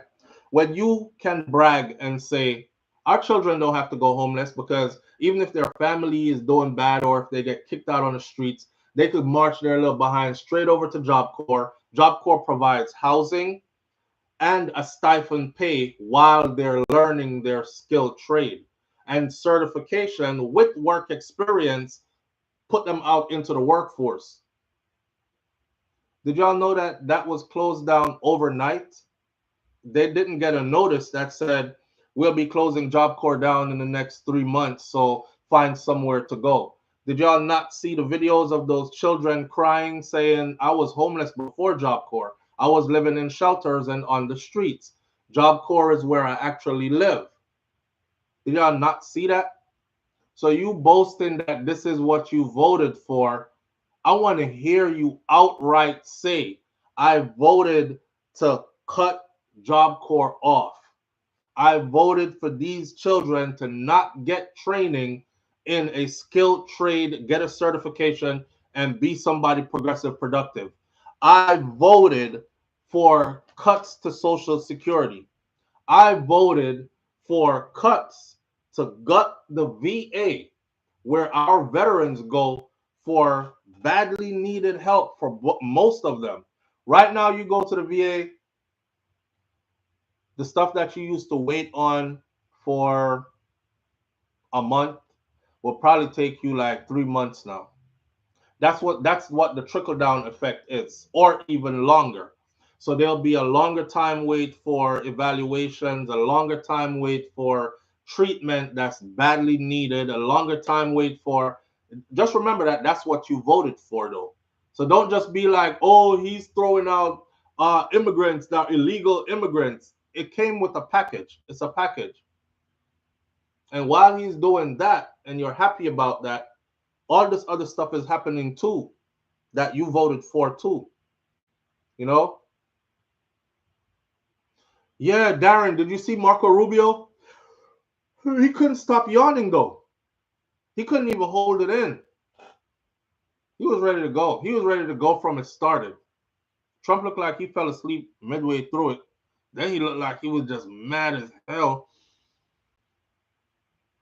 thinking about who I'm gonna F up tomorrow, because this is unacceptable. Headset was sitting there looking like, because that's a Headset's alley. I don't know, but I know shit rolls downhill. I hope it don't roll downhill on me, because I know he's pissed right now. Marco Rubio yawning like he was ready to go. D3D says, I went to Job Corps. I know a lot of people that went to Job Corps. I know a lot of people that went to Job Corps and changed their lives. I know troubled teenagers who come from messed up families who had to leave home early to escape abuse and, you know, all that other stuff. And they ended up at Job Corps. They had an option though. And that's what made America so great. They had an option. I used to tell people on this show right here, I said, Jamaica don't have no Job Corps. So don't encourage our children telling them about 16 is the age of consent. A 16-year-old get pregnant in Jamaica, she's about to hand down poverty. She's about to go through poverty and hell being a mom at 16. In the US, you pregnant at 16, you pregnant and homeless at 16, you could still find yourself with your head above water. Job Corps offers daycare while those young teenage moms learn a skilled trade, get a certification, and move on into the workforce. And you know how the workforce is when you fill out an application and they're like, well, okay, so you have your certification, but we need somebody with at least 2 years experience. Your Job Corps on the job training counts as your experience. So you're already going in like, I really know how to do that. I've been working and I've been getting paid a stipend while I was learning my trade. So I have hands on. Why would you even vote for something like that? The people out in the streets, they're realizing that half of what's going on is not what they voted for. Yes, I might have voted to close the borders and get rid of so many illegal aliens, but I didn't vote for you to shut down Job Corps. I didn't vote for you to cut veterans benefits. I didn't vote for you to gut Social Security. You know what? I think we need to get out in the streets. If you're going to abuse our votes, we don't want you anymore. That's what it looks like to me. That's why I said the people who should be in the streets are the ones who are out there. Those are regret voters. Regret voters. Nan says Morris Brown College has stepped up and extended an invitation to students who are affected by the Job Corps to enroll. Wow, that's huge. Really, Nance? That is huge. That is huge. When I saw them saying stuff like, I was homeless before this, and I don't know where I'm going to go right now. Some people, look, and the camera pointed to the gate, right? Seeing one girl dragging her stuff in a garbage bag to go throw it in a car trunk. Another one was crying. And they went over there and he was like, I don't have anybody to come pick me up. I don't know where I'm going to go. I'm going to have to go check into a shelter. I'm like, yo, shout out to Morris Brown College for that. That's huge because they need all the help they can get right now. They need all the help they can get right now. But there's a method to this madness, though. And the method to the madness is because it's funny they closed Job Corps, but then a couple of days later, I saw a headline that says military enrollment increased by over 100%. Military enrollment. So a lot of those who didn't want to go to the military probably went to Job Corps, but now that Job Corps is closed, you don't have a choice. The only other place you can go learn something that you can use when you get out in the military. So they wanted you in the military. Remember, you know, let's not forget, the military was not meeting its enlistment numbers prior. Everybody want to be an influencer, social media influencer. Everybody want to do anything else but join the military. So I'm thinking it was done on purpose, take away some of these things, limit their options so they're left with little to no option. The president of Morris Brown once taught at Job Corps. Interesting. So he understands fully, or she understands fully, what Job Corps does or is, the importance of it. You know? Man, you know what? We're going to get through this, though. We're going to get through this, though. I see a lot of people saying that Trump is not going to last his full 4 years term and he's going to get impeached. I highly doubt it. I believe that there are powers that be that are way bigger than what we can see that wanted him right where he is at. And they pulled every string in the book to put him right where he's at. That's why it looked like, oh, he's definitely not going. 34 felonies, Ain't nobody running for no damn 34 felony, and he still got it, right? Did he just say that? Could you imagine if Obama said that? He would be impeached. Still got it.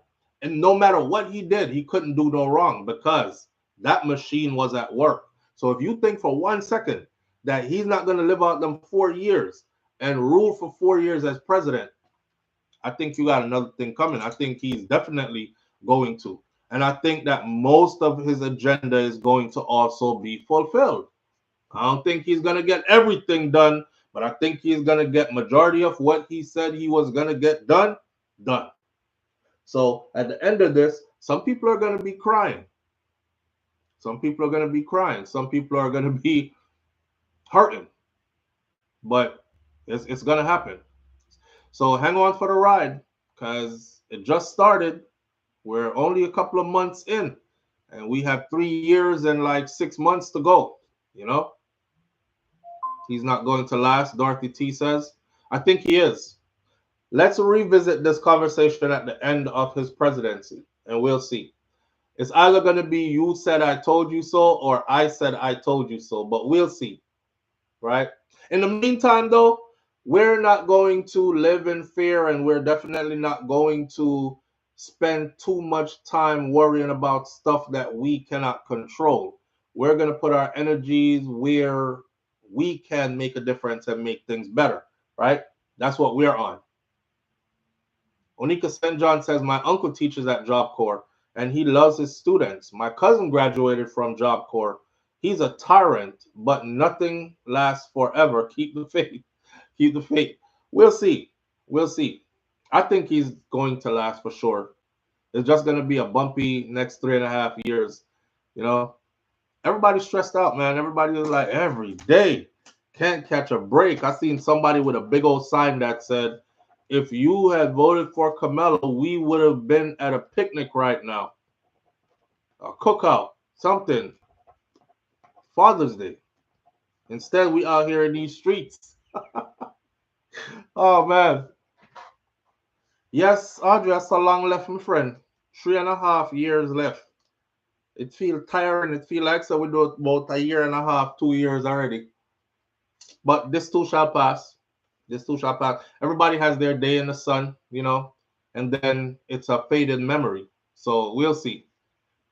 We'll see. Moving right along though, there's a $3 million reward for this lady.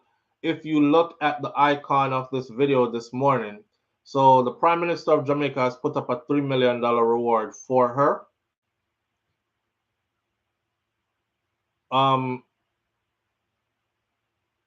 It's been posted by the ruling Jamaica Labour Party for information leading to the arrest of the individuals who are involved in the abduction of one of its own workers on May 30th.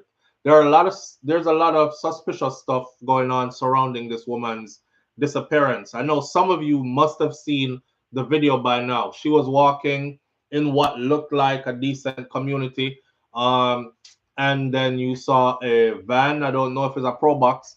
A van drive past her, and then somebody jumped out of it and started walking back towards her, and the van reversed, and the person approached her and forced her into the vehicle, all on CCTV camera, and drove away.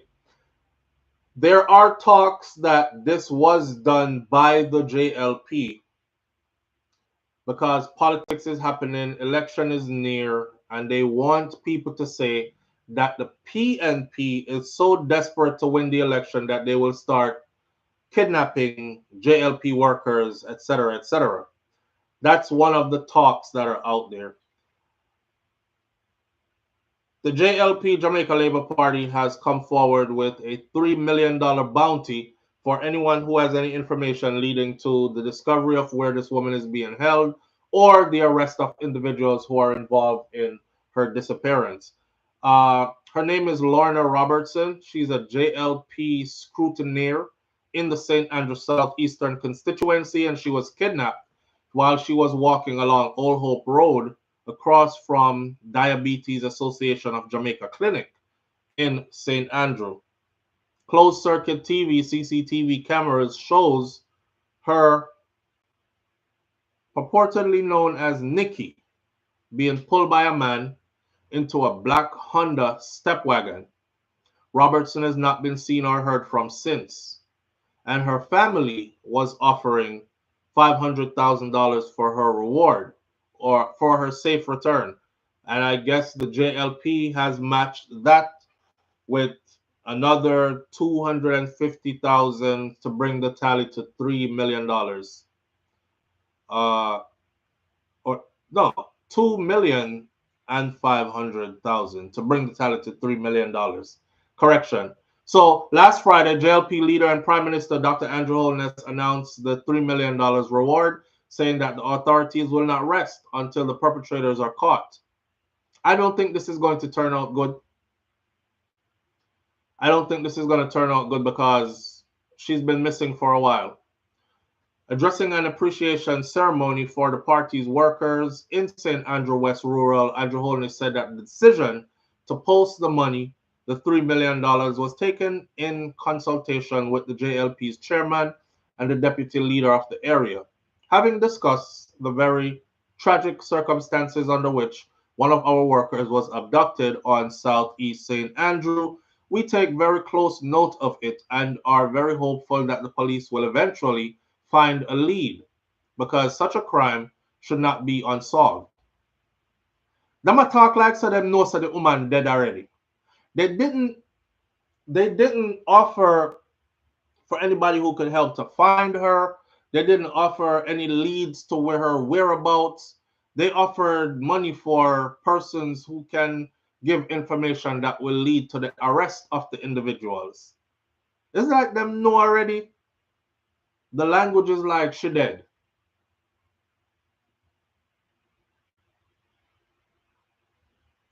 Lady may not have been kidnapped. The video looked edited and strange, says Dreen RJ. Boy, Dreen, me not know enough because her family is under the impression that she was kidnapped. So I'm going to go with what the family is thinking.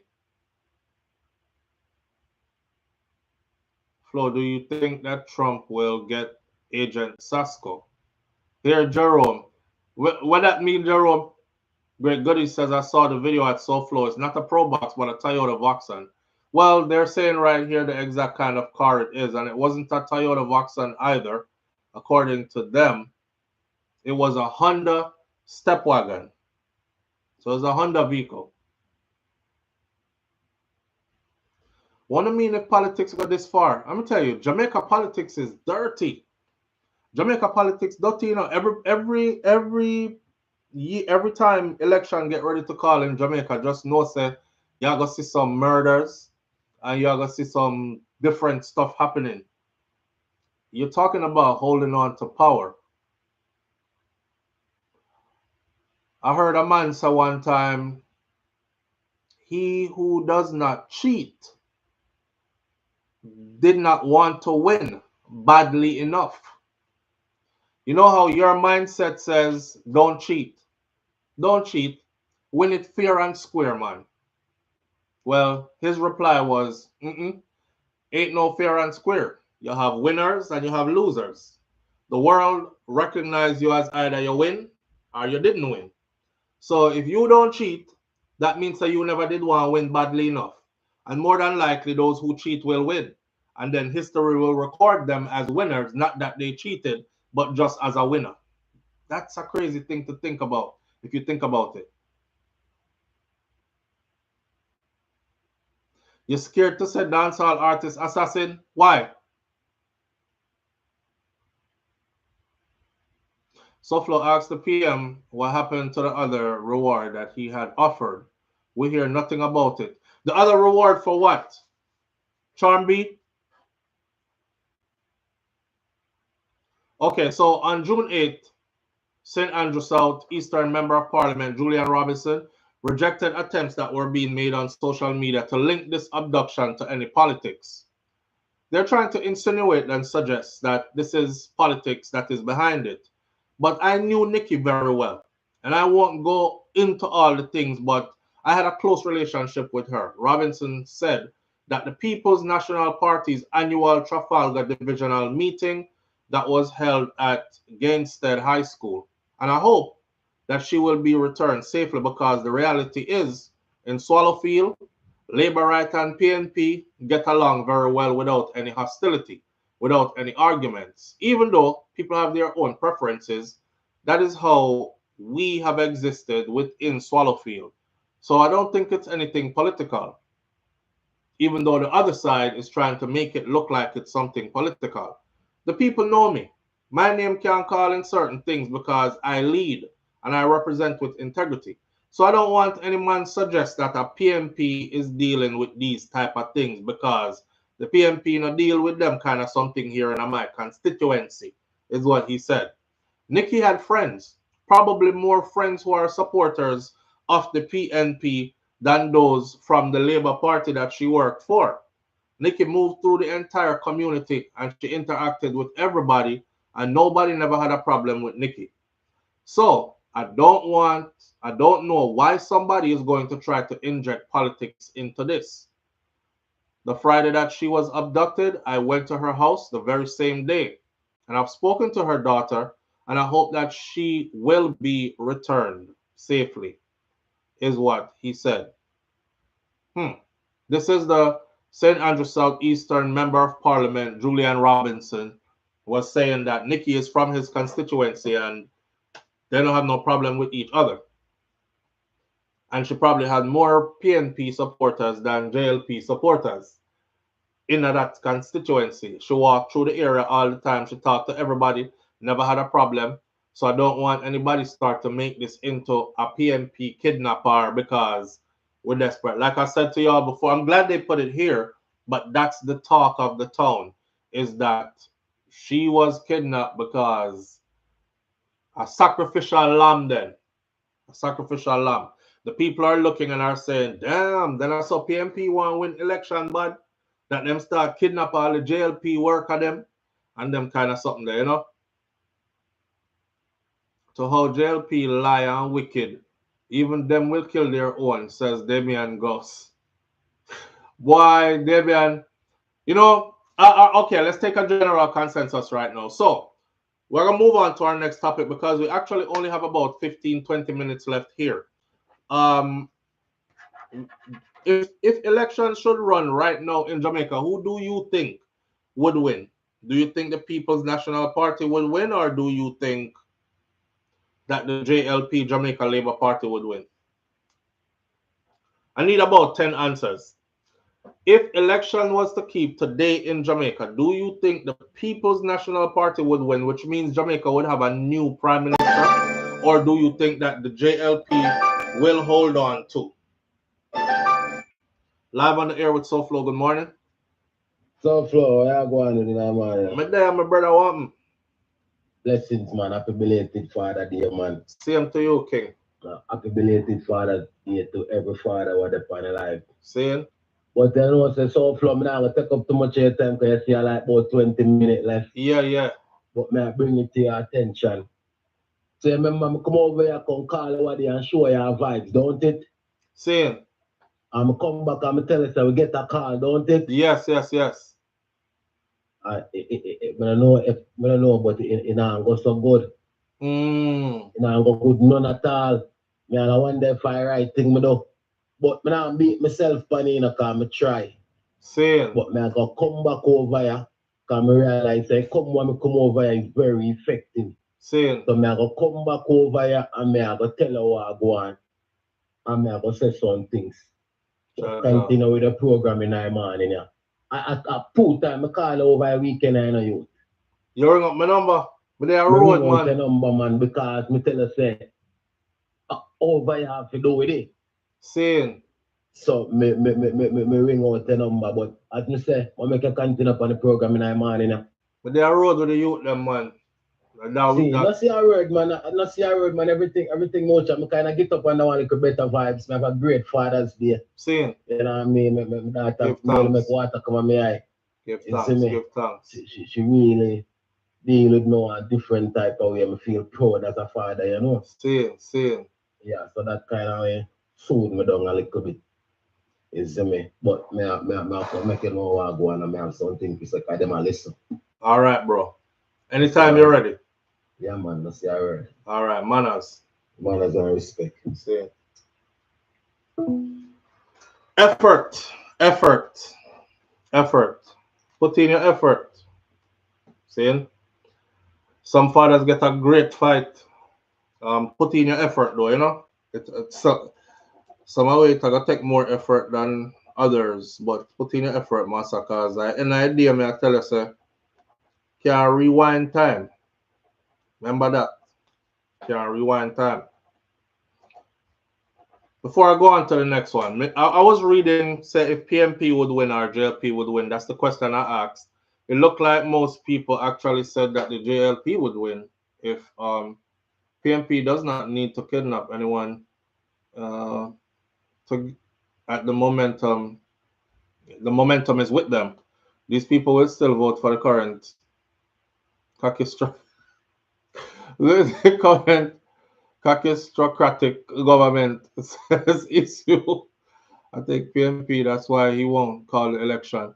Yeah, I'm looking at the PMP, I'm looking at the people's answer, and it seems like most people are saying that the PMP would win. And I also think that a few months ago I said if election was to be called today, then I thought the JLP would win. And that was because there was a whole lot of giving away going on.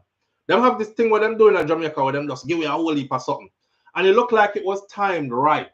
And I'm saying to myself, anyhow, Andrew did call the election then, because everybody was on a high, right? Them a give a house after house after house, and them give it this and them give it that, and care package here, that there. And Jamaican people seem to love that, when them a get stuff. But it looked like the giveaways kind of slow down now and the people them can think again. And it looks like the momentum is definitely with the People's National Party. Now I'm seeing more videos than ever before where people are actually speaking out on the video. A lot of people are saying, we don't have nothing to say. We not kill up yourself neither. Just call it. If you think you're bad, call it. Let's close off this part by saying this. Jamaica move backwards when it comes to elections. An election that elects our leader, as in our prime minister, that election should have a set date. Our elections don't. Andrew, no, because Andrew is in power, or anybody who is in power, they have a right to call it when them feel like call it. So he could have called an early election when nobody was expecting it, or can call a really late election when nobody is expecting it. Either way, there's too broad of a window to call an election. The election like that should have a set date. That way everybody knows. That way even the citizen them will live a foreign. Know say, all right, I set up myself. So I go Jamaica this year. I go down that time here because I have to put in my vote and them kind of something there. I think these are things that because from what I understand, Andrew Holness said that that's one of the things that he would change, right, constitutionally, and make it so that there's a set date for our election. And as you can see, he's been in office a decade now, hasn't changed that.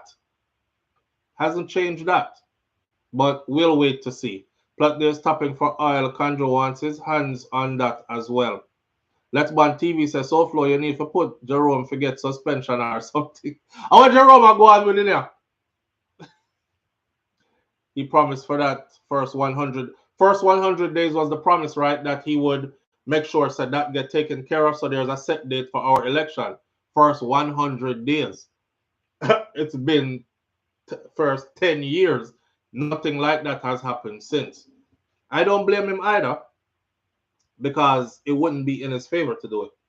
Because he would definitely have to call it Panda Day if it's set constitutionally amended. And then, you know what I heard him say the other day? He said he will not call the election until him confident said they can win it. Which means he has to get all his soldiers in place and make sure that all his workers are out in every community and they touch every community. Then and only then he will call it. Yeah, he actually said that. Remember, say them can't sue if you say when them never say no. So when you hear me say it, just know say me see him say it. All right. We're moving right along though. We'll keeping our eye on what's going on in Jamaica as far as that goes. Two things I'm going to talk about in one. because we have limited time.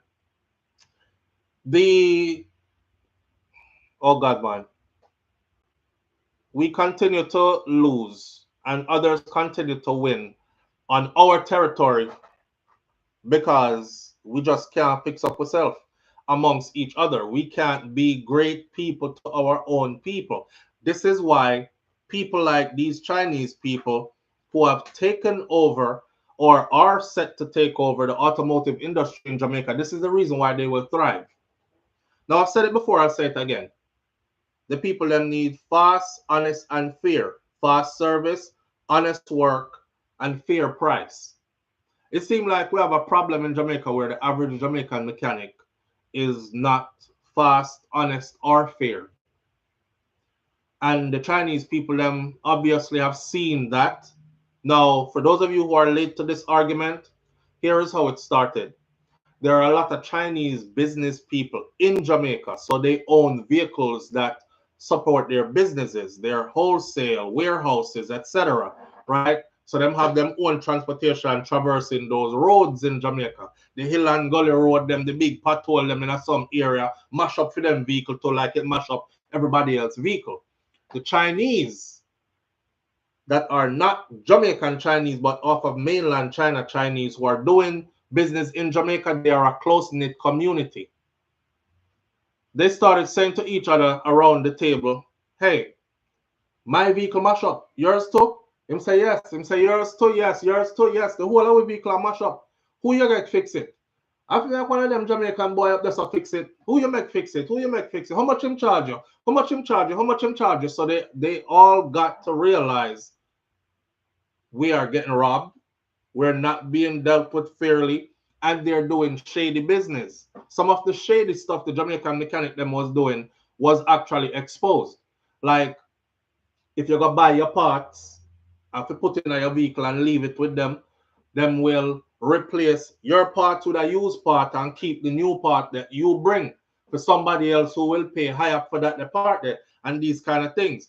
And if they fix something, it will only last so long, but then frig up something else, so you have to come back, or didn't fix it properly, so you're back in a short period of time. Anyways, the Chinese discuss this amongst themselves and say, hey, we have a bunch of different businesses here. We're into real estate, we're into wholesale, we're into, XYZ. Let's go into automotive as well.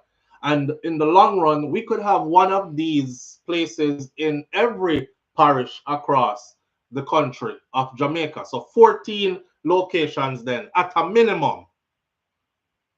And they started. And when they started to do such good work, bringing their own mechanics from China, that the Jamaican people them start tell each other, because so we chat enough and word of mouth is the best promotion.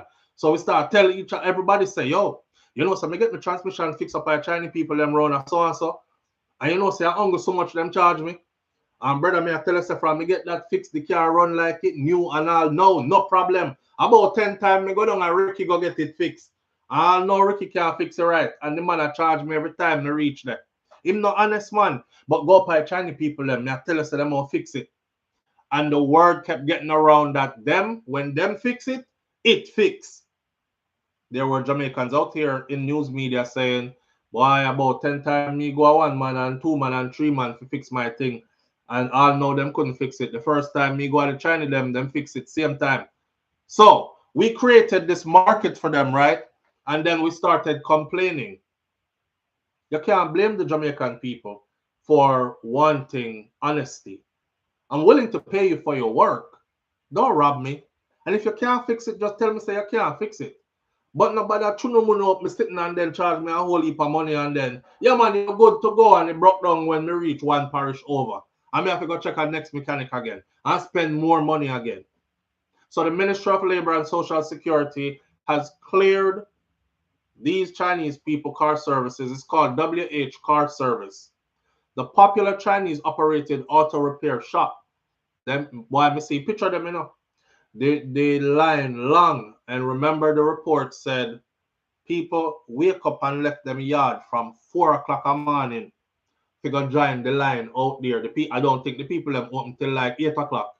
People wake up from 4 o'clock in the morning and drive from way far, wherever else, other parishes, to come join this line. So by the time they're open, the line gone way down the street and round this up. And I saw the pictures and the videos of it. And it's crazy. The popular Chinese-operated auto repair shop, the Ministry of Labor and Social Security, has cleared them now to reopen following investigations into the labor laws and their compliance. The garage. For the people who was asking me the last time, please listen. The garage is located at Ferry Pen, near the St. Catherine St. Andrew border. That's where it's at. Nobody asked me when the video done. So Flo, you have the address for the Chinese people, them garage, because we have one car in Jamaica. It's located at Ferry Pen, near the St. Catherine St. Andrew border. They were ordered closed in April after operating just 2 months. It is now permitted to resume business once it meets a range of agreed upon conditions. The MLS welcomed foreign talent but emphasizes that the importance of compliance with labor laws in Jamaica. We are committed to enforcing regulations and protecting the rights of workers, and we will continue to work with the relevant agencies to ensure fair employment practices and to prevent exploitation, said Portfolio Minister Parnell Charles Jr.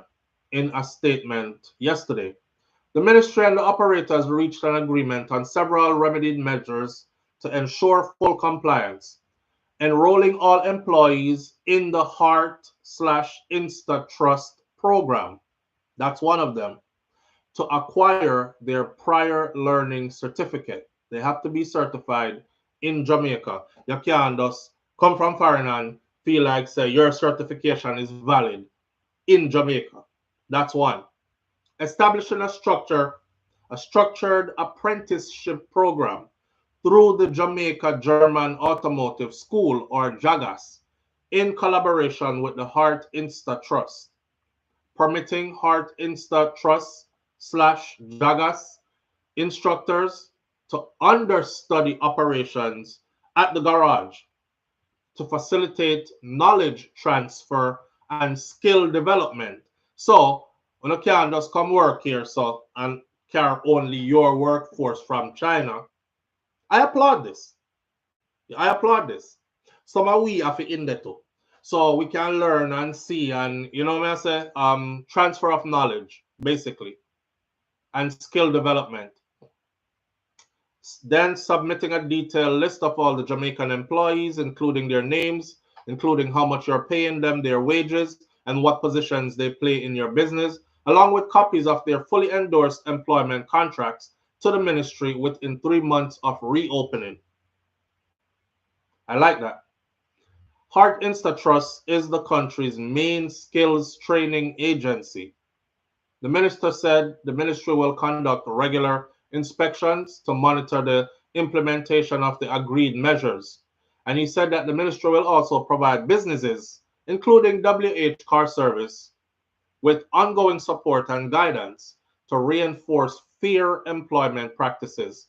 Authorities did shut down the operation following an investigation that revealed that several of the Chinese workers there were either employed without permits or they were in breach of the terms of their approved work status.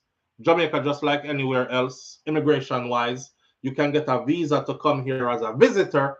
You can't come here for your visitor's visa, come work a 9 to 5 and collect money. If they catch you doing it, you're doing something illegal and you'll probably not be allowed to enter again. Same thing for going into the UK. If they suspect that you might be working once you enter as a visitor, they will deny your entry. Same thing in Jamaica. They came in as visitors, but they were found working here. So these are some of the things that had to be corrected. And of course, it was the Jamaican people who were complaining, mainly mechanics, because they take with the whole of our business, right? So I wonder if them people they have the proper permit. I bet so them they even have the proper permit, and the Jamaican government does make it easy for them. So them just boom, come and open up big, expensive garage and just gone to work. Imported labor.